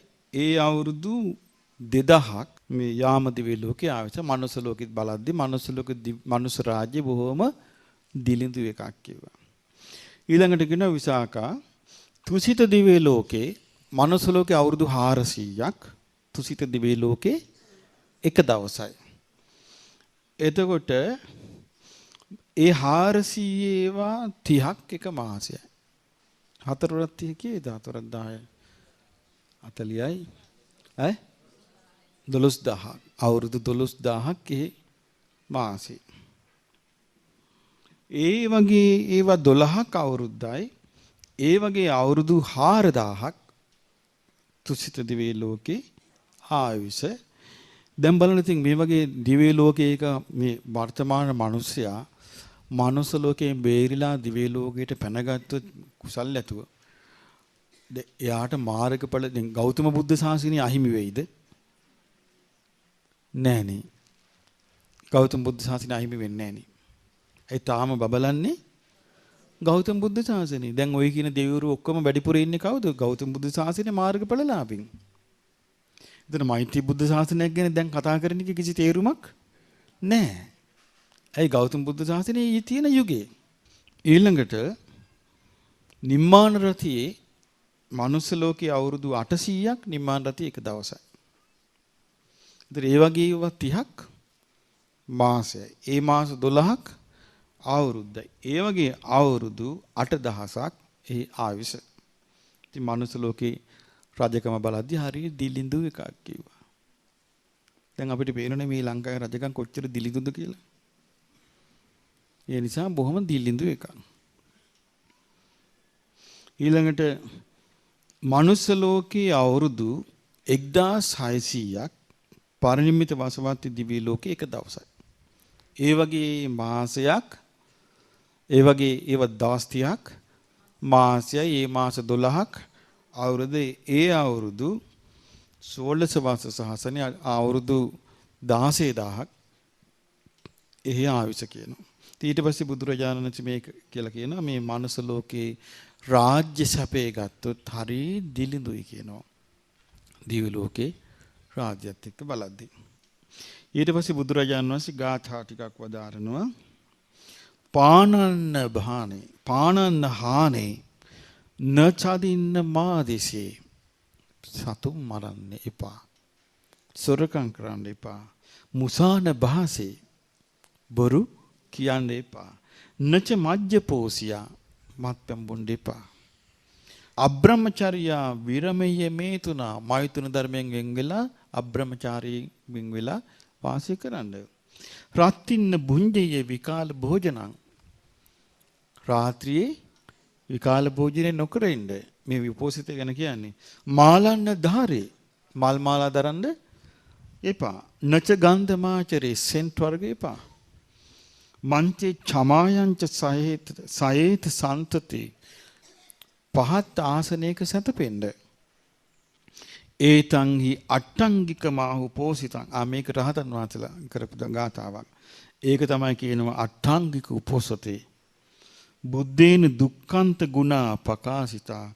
මේ දුකෙහි කෙලවරටපත් වූ ඒ කියන්නේ දුක අවසන් කළ භාග්‍යවතුන් වහන්සේ බුදුරජාන් වහන්සේ විසින් තමයි මේ සීලේ වදාළේ. මේක ලස්සන උපමාවක් කරන චන්දෝච සූර්යෝච උබෝ සුදස්සනා මනා දෙකුන් ඇති චන්ද්‍රයා සූර්යයා ඕභාසයන් අනු පරියන්ති යාවතා යම්තාක් මේ ලෝකේ එළිය කරද්ද තමෝනුදාතේ පන අන්තලික්කා. එතකොට මේ අන්තරීක්ෂයේ ආලෝක කරමින් ආකාශයේ දිශාව එළිය කරමින් සිටිද්ද. ඒ තස්මින් යං විජ්ජති අන්තරේ ධනං. එතකොට මේ හිරු සඳුන්ගෙන් එළිවෙන ලෝකයේ යම් ධනයක් ඇද්ද? මුත්තා, මුතු, මණි, මණික්, වේලුරියන්, වෛරෝඩ්‍ය, වෛදූර්ය මාණික්ක ආදී බද්දකම් සුන්දර මණික් වර්ග ඇද්ද? සිංගී සුවන්නං අथवा අපි කංචනං මේ රන් රිදී මුතු මණික් ආදී ඇද්ද? යං ජාත රූපං හටකන්ති උචිත යම් තාක් වස්තු ඇද්ද? ධනිය ඇද්ද? අට්ටංගු පේතස්ස උපෝසතස්ස කලම්පිතේනානු භවಂತಿ සෝලසින්. අට්ටාංග උපෝසතේ සමාදන් වෙච්ච කෙනා ලබා ගන්න පින්බලෙන් 16න් එකක් වටින්නේ නැහැ කියනවා. ඒ කියන්නේ මේ ලෝකේ මේ හිරු සඳු එළියවන ලෝකේ තියෙනවද යම් මුතු මණික් රත්තරන් වෛදූර්ය ආදී මණික් වර්ගයක්ද? මේ සියලු සම්පත් එකතු කළත් මේ විදිහට මේ දේශනාවේ ප්‍රකාර මේ සීලේ පිළිහිටලා ඉන්න කෙනෙක් සමාදන් වෙන උපෝසතයක් ඇද්ද? ඒ උපෝසතෙන් ලැබෙන ඵලෙන් 16න් එකක් වටින්නේ නැහැ කියනවා. ඊළඟට කියනවා අට්ටංගුපේතස චන්දප්පභා තාරගනාච සබ්බේ. ඒක කොහොමද කියන්නේ? ඒ සියලු සඳරස් තරුවෙලින් උතු සඳරස් වලින් යන එකයි 16න් එකක් තරම්වත් ඒක වටින්නේ නැහැ කියනවා. තස්මාහි නාරීච නරෝච සීලවා. ඒ නිසා නාරී කියන්නේ ස්ත්‍රීන්ද, නරෝච පුරුෂයින් සීලවන්ත වූ අට්ටංගුපේතං උපවස්සු පෝසතං. ඒ නිසා මේ කියන අට්ඨාංගයකින් යුක්ත අට්ඨාංග කිව්වේ අංග 8කින් යුක්ත උපෝසතේ සමාදන් වෙන කෙනා පුඤ්ඤානි කත්වාන සුඛුද්‍රයානි සැප ලැබෙන පින් කරලා අනින්දිතා සග්ග මුපේතිතානං නින්දා නැති ස්වර්ගයෙහි උපදිති. ඒතර නින්දා නැති ස්වර්ගයෙහි උපදින්න එයාට මේ කියාපු උපෝසතේ තමයි පිට වෙන්නේ. දැන් ඔබ අද මේ මං හිතන්නේ අද ඔබ තේරුම් ගන්න ඇති. අපි නැත්තම් උපෝසතිය කිව්වම මේ දැන් පොයේනවා, දැන් අපි සිල් ගන්න යනවා. හරි එහෙනම් සුදුරෙදි ලෑස්ති කරාපන් කියලා අපි ඒ ටික ලෑස්ති කරගෙන පාන්දර වතුර ටිකක් නාලා ලෑස්ති වෙනවා. ලෑස්තිලා ඉතින් අපි ඇවිල්ලා ඕන දැන් ඔන්න සිල් සමාදන් වෙනවා. ඉතින් අපි හිතන්නේ දැන් හරි. දැන් උපෝසතෙන් අපි යුක්තයි. නමුත් ඒක බැලුවාම ඒක ඊට අපි හිතනවට වඩා මහ විශාල වැඩසටහනක් ඒකේ තියෙනවා. එතකොට මේ වැඩසටහන ගන්න දක්ෂ එක්කිනාගේ අතේ තමයි මේක තියෙන්නේ. දැන් ඔන්න ඔබට අහන්න ලැබෙනවා. දැන් අපි මේක කිව්වේ නැත්තම් ඔබට අහන්න අවස්ථාවක් ලැබුණෙත් නැත්තම් ඔබට මේක හරි විදිහට කරගන්න ලැබෙන්නේ නැහැ නේ. දැන් උදේ අපි ඔබට කිව්වා මේ අපි කිව්වේ අපි හිතාගත්තු කතන්දර ටිකක්ද නැත්නම් බුදුරජාණන් වහන්සේ පැහැදිලිවම කෙනෙකුට දේශනා කරපු එකක්ද? පැහැදිලිවම විසාකාවට දේශනා කරපු එකක්. ඒකේ උන්වහන්සේ දේශනා කළා විසාකාගෙන් කිස්සල්ලාම ඇහුවා මොකද මේ මහා දවල්? ඊට පස්සේ අද මං උපෝසිත සමාදන් වෙලා ඉන්නේ කිව්වා. ඊට පස්සේ විසාකා උපෝසත 3ක් තියෙනවා කිව්වා. ගෝපල්ලාගේ උපෝසතේ, නිගණ්ඨයාගේ උපෝසතේ, ආර්ය උපෝසතේ. ගෝපල්ලාගේ උපෝසිතේ කිව්වා සිල්ගතු දවසට කාපු බීපු දේවල් ගැන කතා බස් කර කල්පනා කර ඉන්න එක. නිගණ්ඨ උපෝසිතේ කිව්වා නිගණ්ඨනාථ පුත්තු උගන්වපු එක.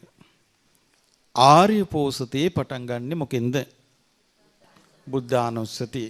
ඒක මොන වගේ එකක්ද? කවුරුන් සමග වාසය කරනවා වගේද? බ්‍රාහ්මයා සමග වාසය කරනවා. ඊළඟ එක ධර්මයේමනේ ධම්මානුස්සති. ඊළඟ එක දැන් බුද්ධානුස්සතියේ උපමාව මොකද්ද? හිස සෝදනවා වගේ. ධම්මානුස්සති උපමාව මොකද්ද? ඇඟ සෝදනවා වගේ. සංඝානුස්සති උපමාව කොහොමද? වස්ත්‍රය සෝදනවා වගේ. සීලානුසිත උපමා කුමක්ද? කණ්ණාඩිය පිරිසිදු කරනවා වගේ. දේවතානුසිත උපමා කුමක්ද? රත්තරම් පිරිසිදු කරනවා වගේ. ඊට පස්සේ සිල්පද 8 සමාදන් වෙන්නේ කවුරු ගැන සිහි කරගෙනද? රාතන් වහන්සේලා. මේ විදිහට දැන් ඔය කියාපු විස්තරය අනුව කෙනෙක් අනුගමනය කරොත් ඇත්තෙම යාට මේ කුසලයේ රැඳුණු සතුට සිතකින් එයාට දවස ගෙවන්න බැරිද? පුළුවන්. ඉතින් එහෙම කරගන්න වාසනාව ලැබේවා.